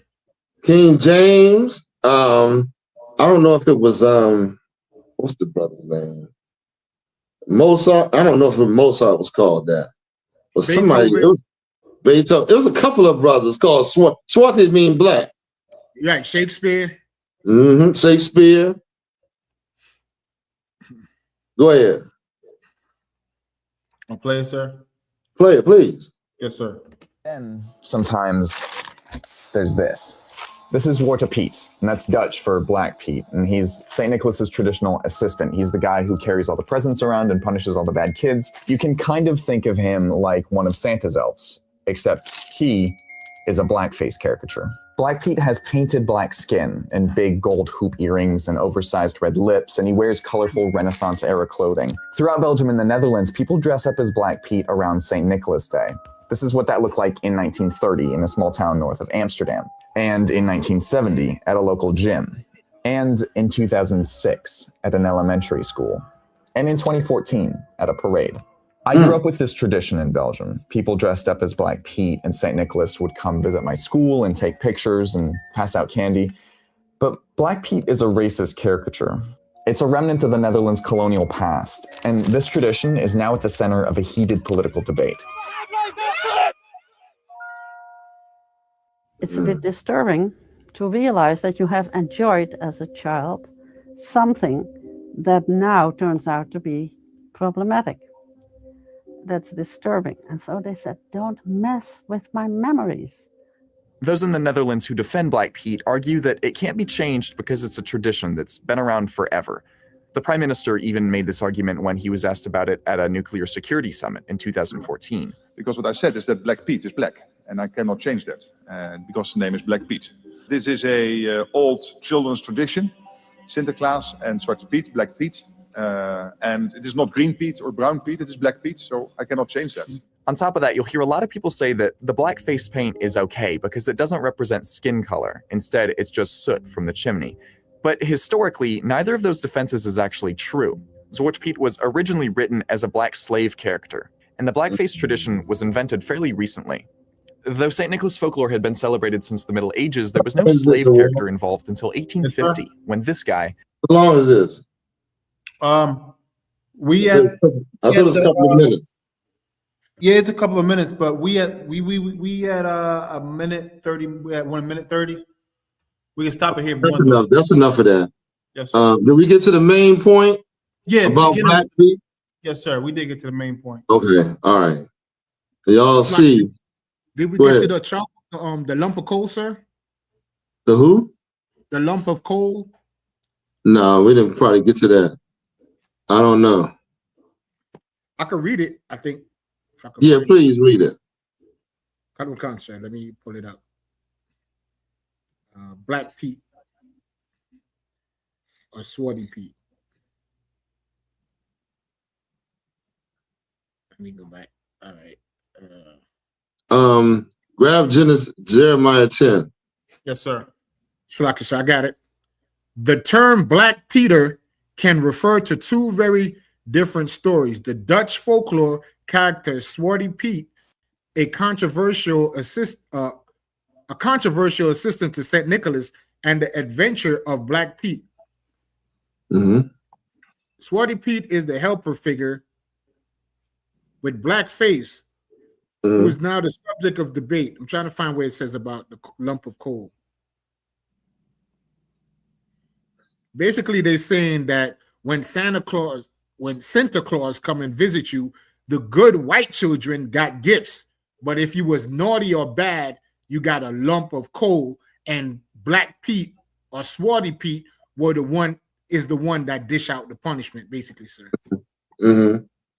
So the white Santa was known for good, and the black one would give you the coal. They had to make him black, in other words. You know what I'm saying? That's just racist propaganda right there, bro. These whole when the Lord said in the curses that they will call you bywords and all that. You know what I mean?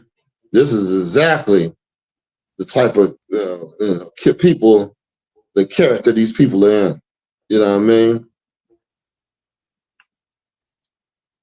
even though they are the disgusting ones of the earth. They are the filth of the earth. You know what I mean? Go ahead. Yes, sir. This is the book of Jeremiah. And go ahead. Sorry. Chapter 10 and verse 1. Hear ye the word which the Lord speaketh unto you, O house of Israel. O house of Israel. You know what I mean? He's speaking to his chosen people, blacks, Latinos, and Native Americans. Read. Verse 2. Thus saith the Lord, learn not the way of the heathen. Let's read that again. Learn not the way of the heathen. From the top. Thus saith the Lord, learn This not. is what the Lord say. This is what God said. You think he will say something astronomical or give you something that takes a while to figure out? Very easy. Read. Thus saith the Lord, learn not the way of the heathen. Don't learn the heathen's way. This is a heathen custom right here that our people have learned and they are practicing today. And it's against God. God said to learn, thus saith the Lord. This says the Lord. Don't learn the heathen's way. Read on. Learn not the way of the heathen, and be not dismayed at the signs of heaven. Okay, do we not dismay? What does it mean to be dismayed?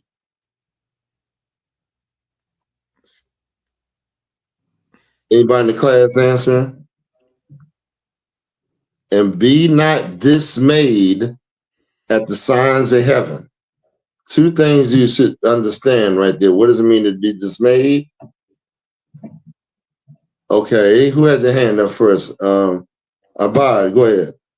To be dismayed is to be afraid. Don't be afraid of the signs of heaven. What does that mean?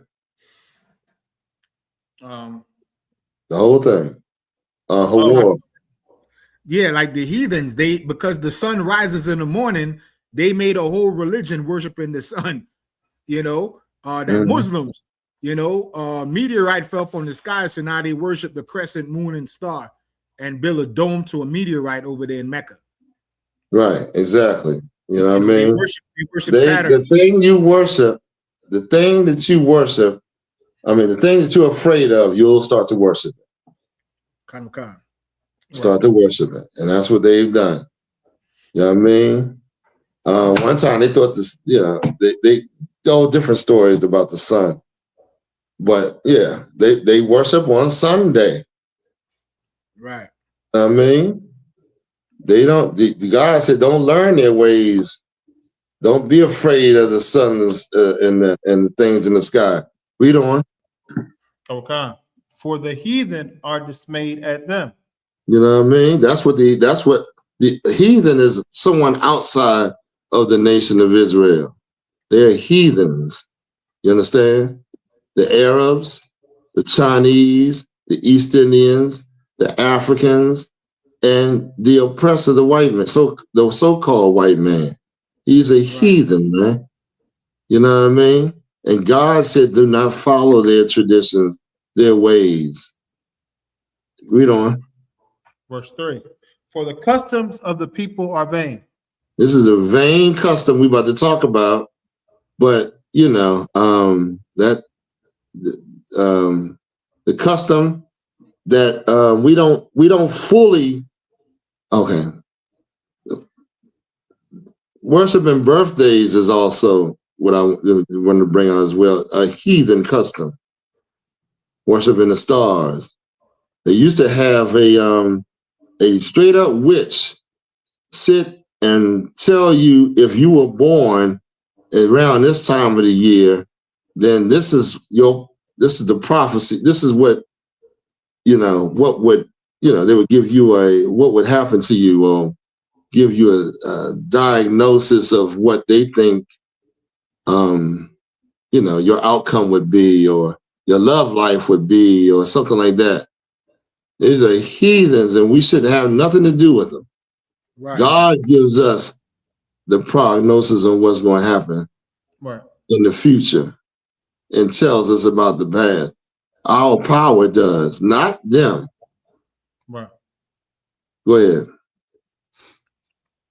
Verse 3. For the customs of the people are vain. For one cutteth a tree out of the forest, and the work of the hands of the workman with the axe. So if the workman goes and cuts a tree out of the forest, for what? This is a vain custom that God said, do not do. The Most High Power said, don't do this. And yet, 90% of the people in this place is doing it. Majority of the people of our people are doing it. Right. Read on. Verse 4. They deck it with silver and with gold. Read that again. They deck it with silver and with gold. So here it is. A workman go out in the forest with an axe, and he cuts down the tree. And the Lord said, this practice that they're doing has nothing to do with me. But it is an honor and worship of something else. The Lord said they deck it with silver and gold. Read on. They fasten it with nails and with hammers. They take hammers and nails to bang it in so that they fasten it so it do not move. And then they deck it with silver and gold. Read on. That it move not. They are upright as the palm tree. Hold on, what does it mean? They are upright as the palm tree. What does that mean? Y'all seen the palm tree, right? Yes, sir. Okay, what does God mean when he said, anybody in the class, come on, y'all. What does God mean when he says they're upright as the palm tree?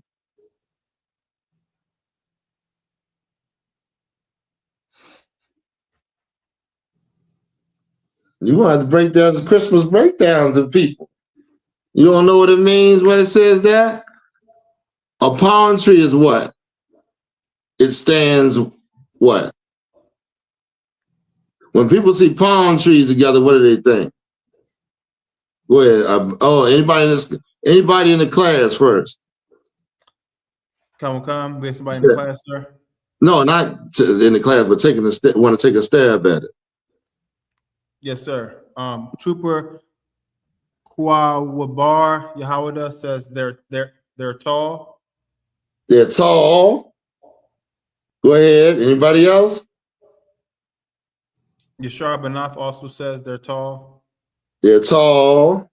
Anybody else? And both of you are right, but you're not hitting it right where it needs to go. When someone says they're upright, it means they're dignified.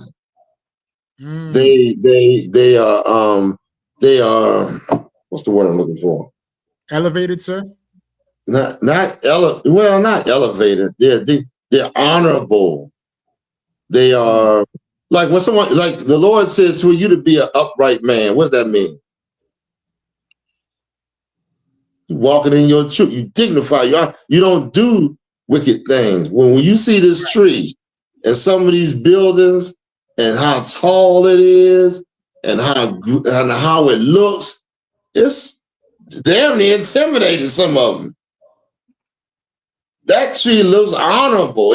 It looks like it's an upright, meaning not just only standing upright, but upright is in, its beauty and magnificence. Go ahead, Hawar. Concert is like being honored, like they do every year in Rockefeller Plaza. People gather around them erecting this big palm tree. Or this big and they say, ooh. And they say, ooh. Look at that. Kids be pointing at, look, the tree. Parents be looking at it, oh my God. You know what I mean? Go ahead. Come. But speak not. But what? But speak not. Why did the Lord say they upright as the palm tree, but speak not? I want somebody in the class to answer. But speak not. Very easy. And the Lord is trying to show you something. Come on.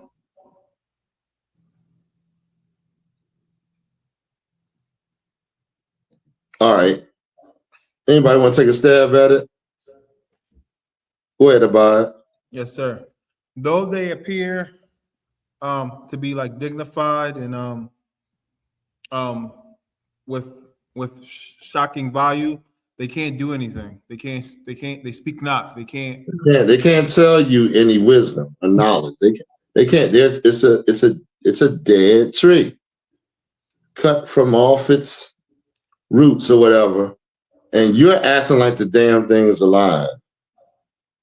You're singing to the goddamn tree, oh Christmas tree, how beautiful your branches and all that.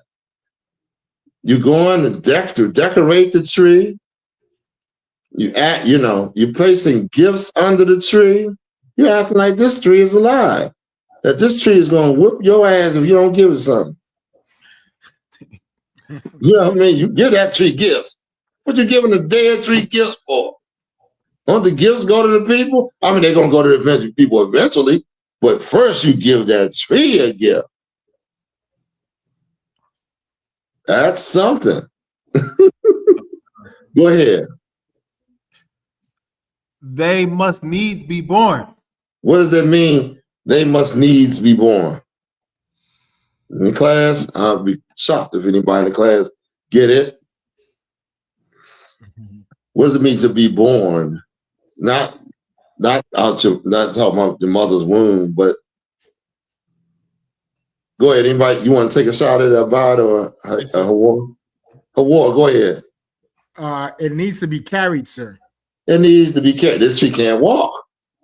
You got to carry this tree. It ain't alive. Right. You know what I mean? Can't tell you anything, can't walk. God said, here I am, a living God, and you honoring and worshiping something that ain't alive. Read on. Because they cannot go. Keep going. Be not afraid of them, for they cannot do evil.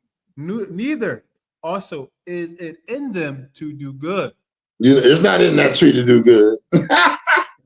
You expecting that tree to do good, you are crazy as hell. You crazy. Something wrong with you. You're looking at a tree like it's going to do good, do something nice for you. It might just burn your goddamn house down because it's too damn dry. Right. You know what I mean? That's what we got to understand. These heathens, that's called idol worship. Right. It's idol worship, man. You understand? Just like going out there to that stone statue of Martin Luther King is idol worship.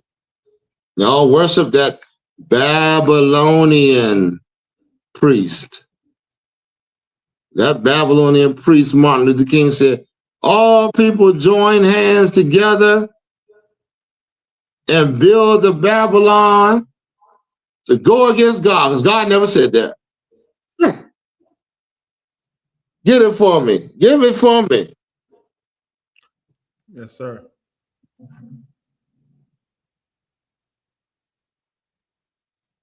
Get it for me.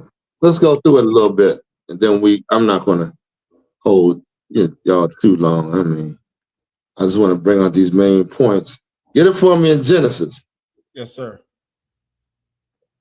Oh, about Nimrod? Or yes. Oh, I thought you were talking about Martin Luther King. Sloppy. No, Martin Luther King. Martin Luther King was a priest of Babylon. He told y'all to go join Babylon. What y'all doing out here trying to separate? Go and join Babylon and get down with their ideas and be a part of them. Go on.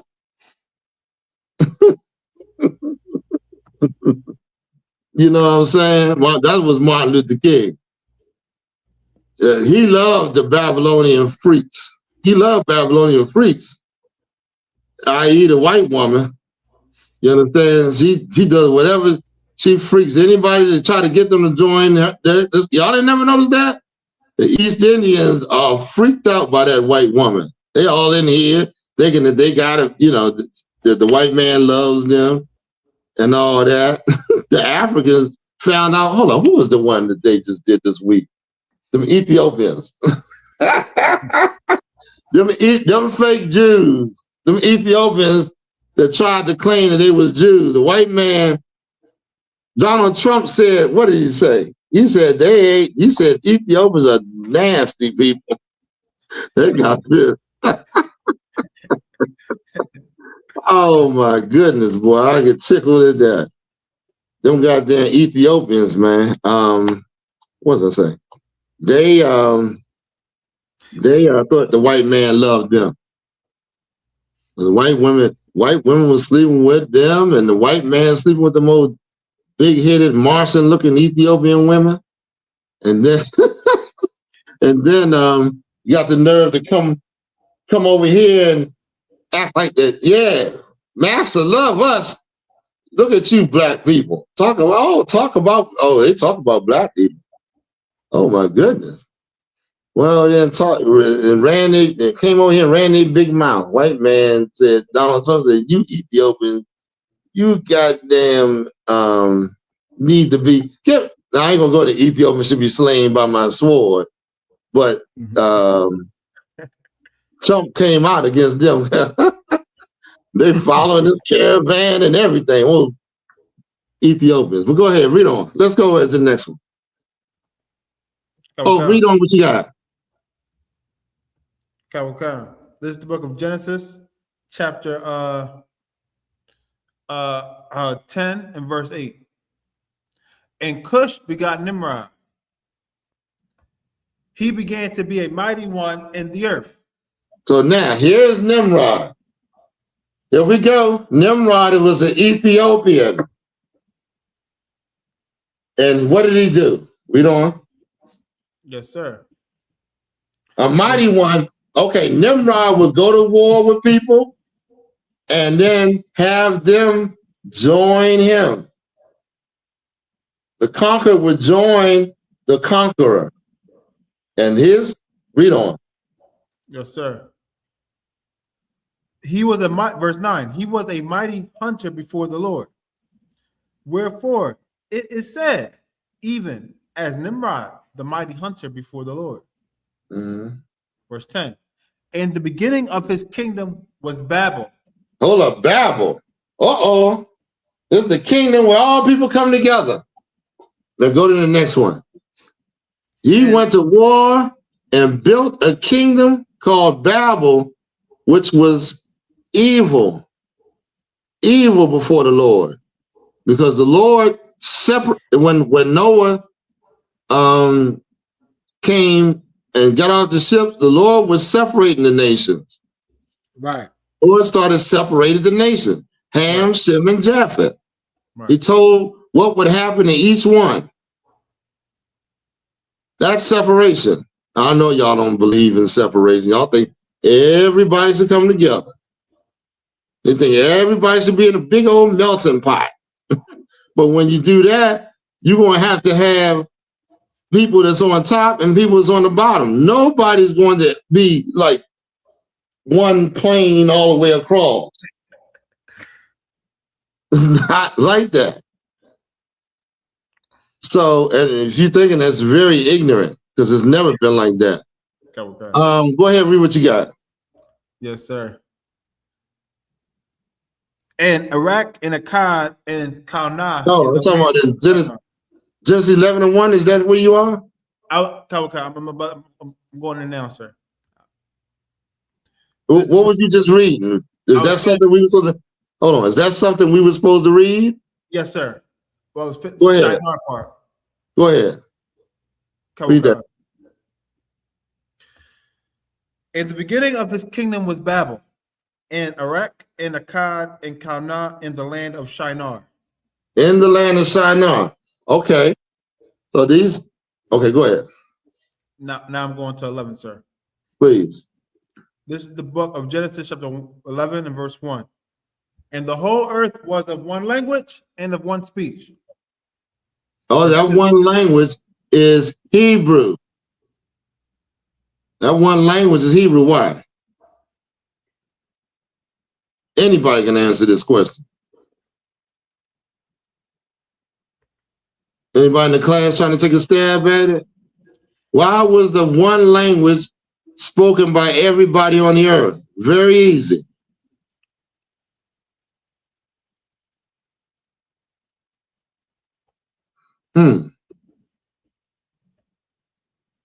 Okay.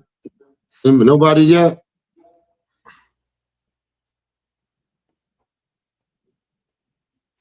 Bob, you see anybody answer? Not yet, sir. Okay. Go ahead and answer the question. Yes, sir. Because of Adam, sir? Because a 10th generation descendant from Adam. Adam was the creator of the Hebrew language. So when the Lord flooded the earth and then started populating the earth again, everybody came from Noah. They learned the language of Adam through Noah. So no, everybody was of one language. This is what your oppressor wants to do. He wants to bring a one world order. Everybody underneath him learning his ways, his customs, his beliefs, and everybody speaking the same language, which is his languages, and worshiping him. That's what he wants. You understand? One world religion. You understand? One world order. The same thing what Nimrod did. Go ahead.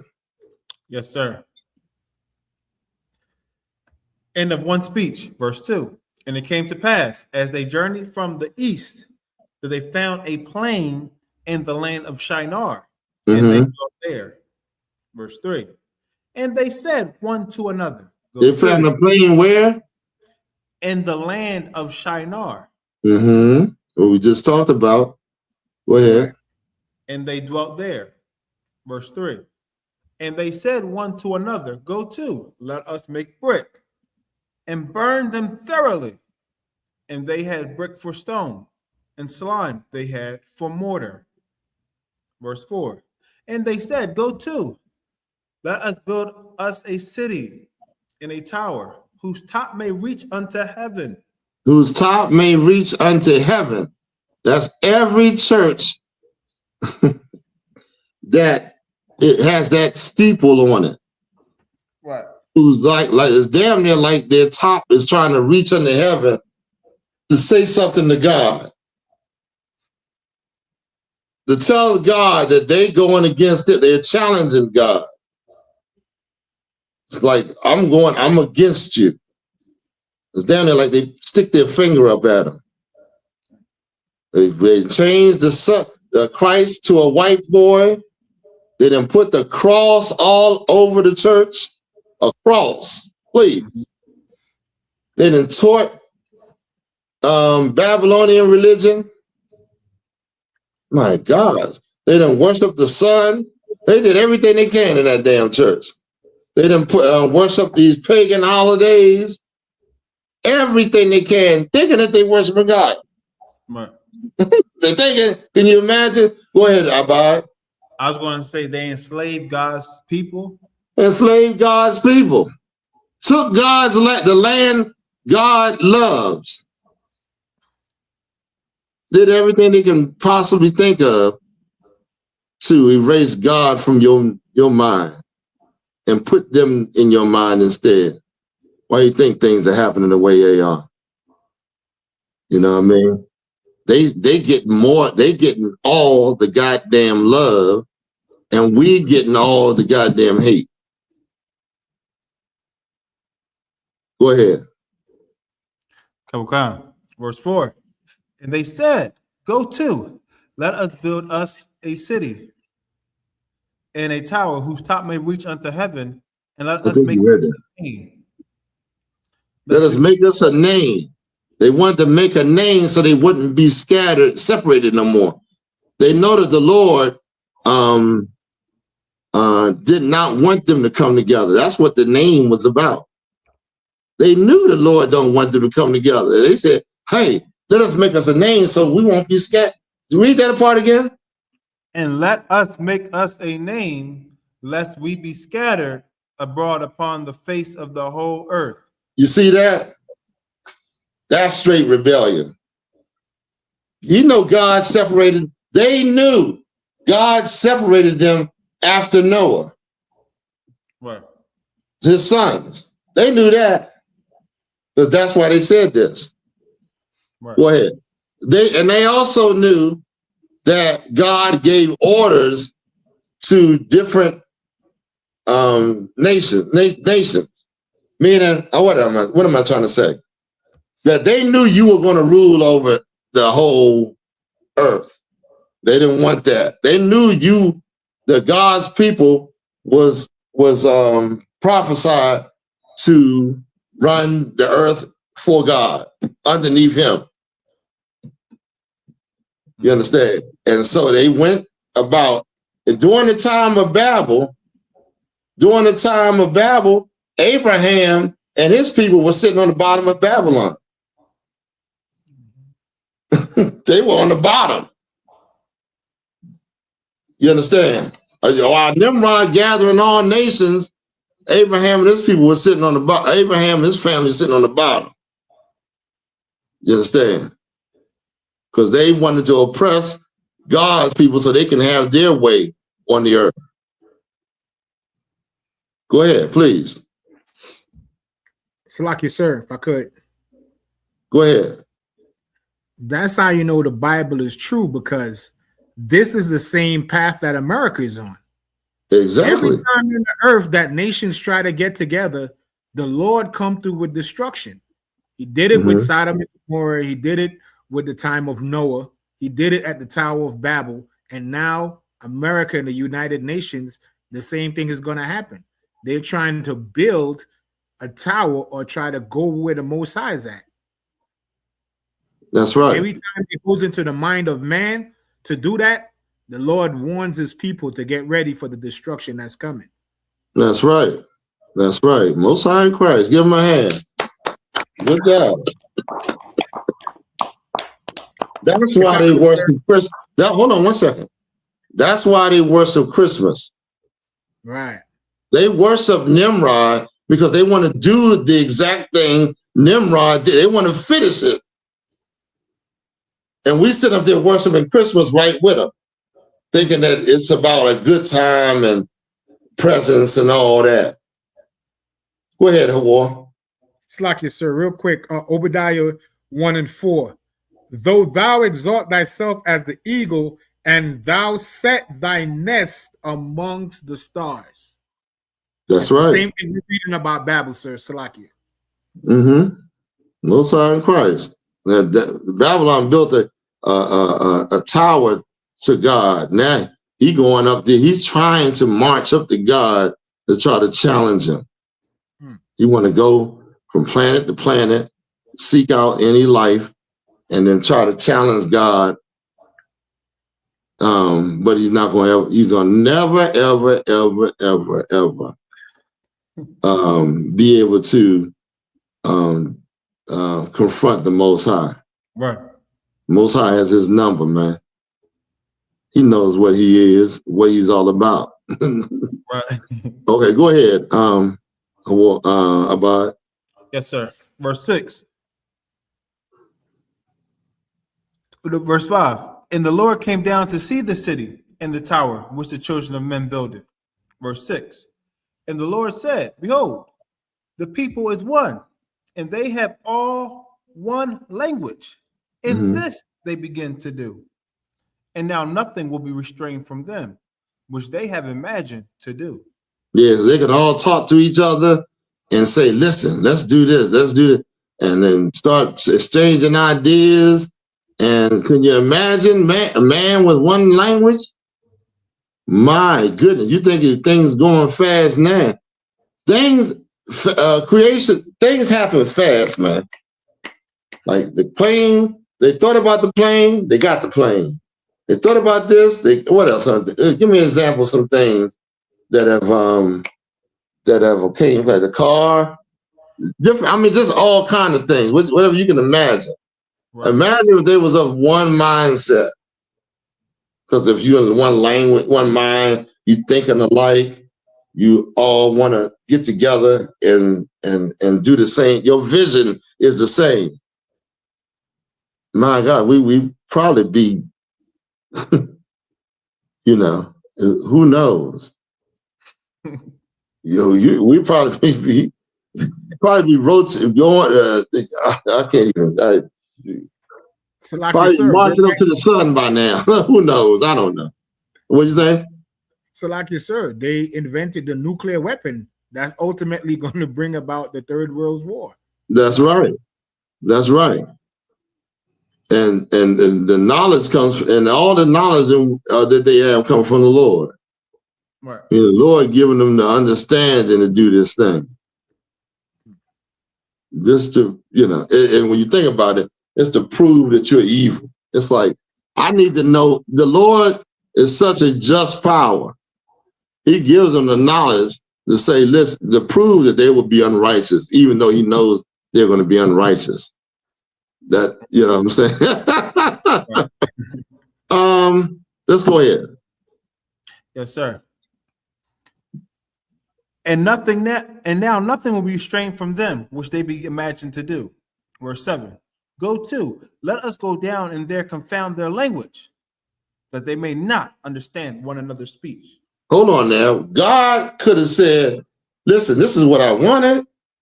I wanted all people to come together like Martin Luther King and, you know, and have the same language and worship the same God, the same false God. I mean, the white man, of course, but this time it was Nimrod. It was an African. It was an Ethiopian. Right. So God came down and he separated the people. He didn't tell them all to come together. Satan wants everybody to come. Don't you know this is Satan's kingdom? Right. Satan wants everybody to come together and go against God. Right.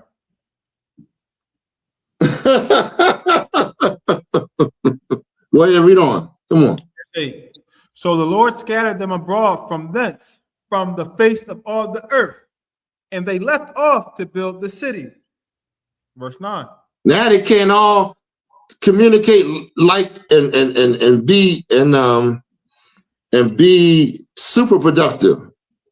Now it takes a long time because everybody is scattered, different languages, and you can't understand this bad, this, you know what I mean? So things are slowed down. God did that, man. God wants that. That's what he wants. He wants Chinese people to be with Chinese people. Right. He wants Arab people to be with Arab people, East Indian people to be with East Indian people, right? African people with African people, white people with white people. There was no confusion, no fussing. You got your woman, you got your land, you can, you know, and black people to rule over, blacks, Latinos, and Native Americans, still black people to rule over all those people. Right. He wants them to rule over. That way things will be fair, because black people have a knack for being fair. Right. You know what I mean? For one to be just. You know what I mean? Go ahead, read on. Let's get some more. Yes, sir. You got a lot to go. And they left off to build the city. Verse 9. Therefore is the name of it called Babel, because the Lord did there confound the language of all the earth. You see that? That's what he wanted, because that's what happened. So now, where's I gonna go? Where we going after this? Yes, sir. Oh, go to the one where the priest was standing and had their backs turned towards the temple.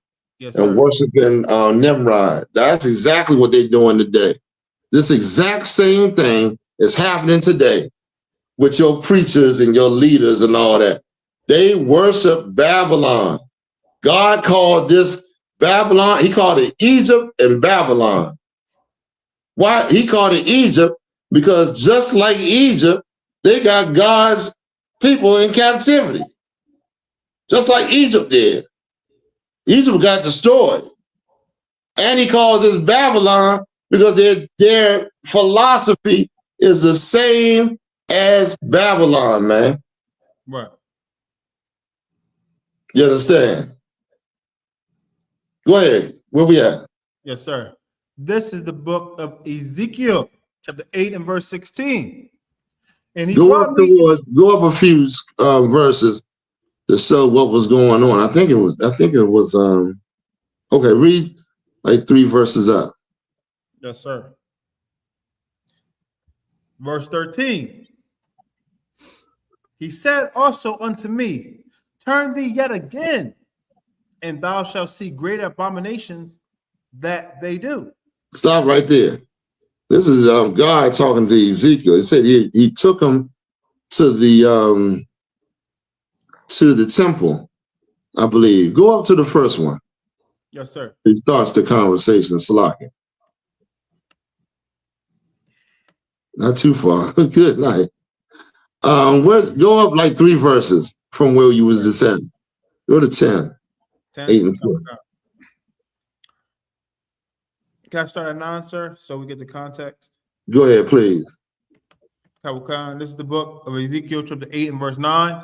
And he said unto me, go in and behold the wicked abominations that they do here. Verse 10. So I went in and saw, and behold, every form of creepy things and abominable beast and all the idols of the house of Israel portrayed upon the wall round about. Mm-hmm. So now, Ezekiel said, I went and did what the Lord, but that's not the beginning of it, is it? And he's, say it again? I'm not sure. Let me. Don't worry about it. We'll just go right there. So now, Ezekiel went and he saw the things before him, all the wicked things that we were doing. Now, this is the temple. This is supposed to teach you not to do the wicked things or stop you from doing the wickedness. That's the point of having the temple, to refresh your mind on the things of God. But they were doing the wickedness. Go ahead back. Go ahead, verse 14. Where you at? Yes, sir. Verse. You want to go start verse 11? So I will stop that off, sir. Stop at verse 11. Go down a little bit. Go back to 13. Where was that? 13. Come on. Yeah. I'm going to start there because it's going to take too long.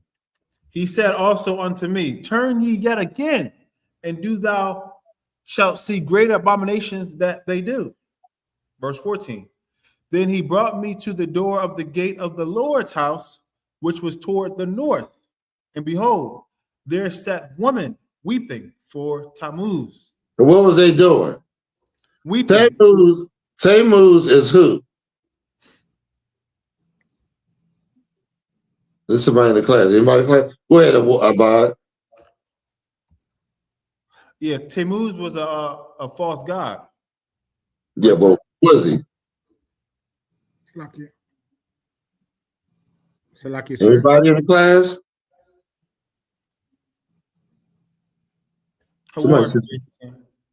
I'm sorry? Hawar raised his hand, sir. I know, but I'm saying, is anybody in the class first? Oh, my fault, sir. Not yet, sir. Okay, Hawar, go ahead. So like you say, he was the son of Nimrod. That's right. Let me tell you this, what we're down. Nimrod died. He went to war and got killed in the war. And he died. And his mother, being clever, trying to say that Nimrod's spirit was still alive in this tree. I don't think it was a palm tree. I think it was an evergreen tree or whatever. And she was telling the people to bring gifts to honor Nimrod, because his spirit was still, even though it was the winter, Nimrod, this tree was still alive. You know, so she said, Nimrod's spirit is in this tree.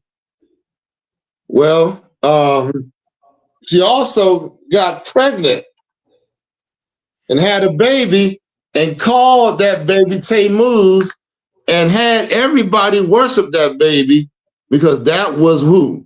Nimrod, back again. They believe in reincarnation. So Nimrod was back again in the earth in a baby named Tammuz. And the women, our women was worshiping Babylon, but they didn't think they worshiped Babylon. They think in their mind they worshiping Jesus. But the baby, like the baby in the manger, that's not Jesus. The customs they doing, God said not to do. Right. Because they're worshiping Babylon. They're worshiping Nimrod. Nimrod was born December 25th. Right. Christ wasn't born in the dead of winter. Go give me the scripture when Christ was born. The animals was out in the field grazing. Yes, sir. Christ was born during the time of the Passover, which is in April. I think it's April what? The fourth this year, third or fourth? What is the Passover this year? April 4th, sir. April 4th is the Passover. The Christ would have been born around that time. But you worship, you know not what. You worship in Nimrod. That's why you bring in gifts to the tree, just like they did. And you're doing this, and white people want to practice the same customs Nimrod did to bring the whole earth under one religion and worship them. That's why you can't. Well, how the hell are you gonna tell me Christians don't worship white people? Your man is sleeping with a white woman. Your woman is with a white man. You got the goddamn cross that they was hanging black people on around your goddamn neck. And you don't know you worshiping white people? Well, come on, give me where we at. Okay. We got here in the class soon. Yes, sir. This is the book of Luke, chapter 2 and verse 7.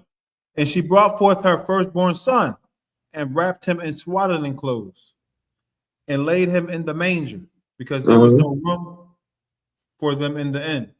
Verse 8. And there was in the same country shepherds abiding in the field, keeping watch over their flock by night. Now, wait a minute. Why were the shepherds out in the field watching their flock? They're having their flock grazing at night. When if Christ was not, if it was the time, around the time where Christ was, you're going to have to decipher in the scriptures and look at them when and kind of analyze it and say, wait a minute, this can't be true. What is going on in the earth? What's really going on? Because the Bible's saying one thing and these people are doing another. You understand? And, you know, go ahead. Anybody got anything they want to say? Salaki, sir. Uh-huh. I have another precept to go with Officer Ibad's precept. Please. Luke 2 and 41 and 42. Now his parents went to Jerusalem every year at the feast of the Passover. Verse 42. And when he was 12 years old, they went to Jerusalem after the custom of the feast. You see that? Passover is very important. Black man, black woman, Latino man, Latino woman, Native American Indian man, Native American Indian woman. Right. Christ took and broke the bread and gave wine at the Passover, the same as Melchizedek did when he came to your father Abraham after he defeated those kings. Don't tell me the Passover ain't important. But you talking about Christmas? Okay. All right. Give me some more.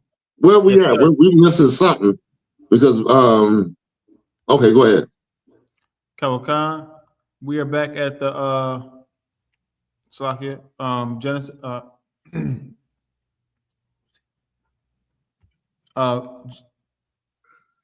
Hawar, did you have something you was holding? I can't remember exactly. oh, the other video Hawar had. Okay. Oh, hold on 1 second, Abad. Did you hold something, Hawar? Nah, sir. Okay, I thought I told you to hold something for me. Okay. Real quick. Go ahead, Abad, what you saying? I was saying we have the other video of Hawar's the origin of Christmas. Okay, go ahead. Let me hear that. Khan. Yes, sir. And what's the scripture that was we was using on the what's the name? Abad? Oh, just now? No, Deuteronomy 32 or something, 16 or something like that. Oh yes, Deuteronomy 32 and 16. Yes, sir. Okay, give me that. And there's something else I wanted to hit. But I'm gonna shorten it up anyway. Go ahead and play the video. Yes, sir. Time of joy, lights, and family traditions. But what if I told you that the story behind this beloved holiday is far darker than you've been led to believe? Christmas, as we know it today, didn't begin in a stable in Bethlehem, but in a kingdom of rebellion led by a tyrant named Nimrod, a figure whose shadow looms over history, myths, and religions alike. Long before Christ, Nimrod, a powerful and ruthless ruler, defied God and established what would become humanity's first organized rebellion against divine authority. According to legend, after his untimely death, his mother, Semiramis, claimed that an evergreen tree miraculously grew overnight from a dead stump, symbolizing the rebirth of Nimrod as a god. And every year, on December 25th, the anniversary of his birth, gifts were placed beneath this tree in his honor. Sound familiar? This wasn't the spirit of joy and peace. It was the spirit of revelry, indulgence, and even blood sacrifices, practices that predate Christianity by centuries. According to historian Alexander Hislop, the Yule log symbolizes the death of Nimrod, while the Christmas tree represents his resurrection as a sun god, a practice deeply rooted in ancient paganism. As Christianity spread, the Roman Empire faced a dilemma: how to convert pagans who were deeply attached to their festivals. The solution? Merge these pagan celebrations with Christian symbolism, creating what we now call Christmas. The Saturnalia, a Roman winter festival filled with feasting, gift-giving, and merrymaking, became the foundation of the holiday. December the 25th, originally marking the return of the sun, was rebranded as the birth of Christ. But make no mistake, this was no innocent merger. Even early Christians were skeptical. Writers like Tertullian condemned the adoption of pagan practices, warning that they were compromising their faith for the sake of popularity. Fast forward to today, and the Christmas spirit often resembles its ancient origins: excess, greed, and superficiality. Sociologists report that crime rates, including theft and violence, spike during this season. Is this really the celebration of Christ's birth? The Bible warns us not to follow pagan customs. Jeremiah 10:2-4 says, "Do not learn the way of the nations, for the customs of the peoples are vain." Yet, year after year, millions unknowingly participate in traditions steeped in idolatry. So where does that leave us? For Christians, the choice is clear: reclaim the faith from the clutches of commercialism and paganism. As Jesus said, "This people honors me with their lips, but their hearts are far from me." Matthew 15:8. Christmas is not a celebration that Christians should embrace. Its roots are undeniably pagan, drawing from festivals and practices that stand in direct opposition to God's commands. No amount of rebranding can erase the idolatrous origins of this holiday. True followers of Christ are called to reject traditions steeped in rebellion and false worship, not adopt them under a new guise. The question is, will you stand for the truth of Scripture and abandon Christmas entirely? Or will you continue to participate in a holiday that dishonors God by its very foundation? If this message has challenged your understanding, share it with others who are seeking the uncompromised truth. To hell with Christmas and white man worship, man. We got the feast of Hanukkah. It's an observance Sunday. Right. And that's when it's called the dedication, man. And that's when we went to war against them Greeks, them white Greeks, after they started sacrificing pig and doing all kind of abominations in our temple. The Maccabees rose up and overthrew them Greeks, man. The Lord gave them the victory and rededicated our temples. We celebrate. We come together and honor what those brothers did, man, and what the Lord, ultimately what the Lord did for us. Right.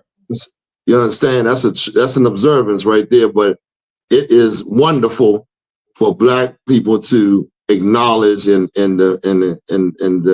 choose their own rather than choose this garbage right here. Right. Anybody got anything else they want to add on to this? Listen, we love coming up in this class, man, and breaking a little bit down. You understand? We gonna always say the water to you from coming up in this class. I want to also thank Commander General YAHANNA. Right. You know what I'm saying? Damn right. I want to thank Officer Abad and Officer War for coming in here, you know, helping me out with this class. That being said, we're going to give the courtesy salute. This is all for the brothers. Men of Israel, Barak, Yahweh, Shemi Yahweh, Barak Atham, Yali Matah. That we'll salute the sisters. Barak, Yahweh Shema Alatham by Shemi Yahweh. Yali Matah, class dismissed.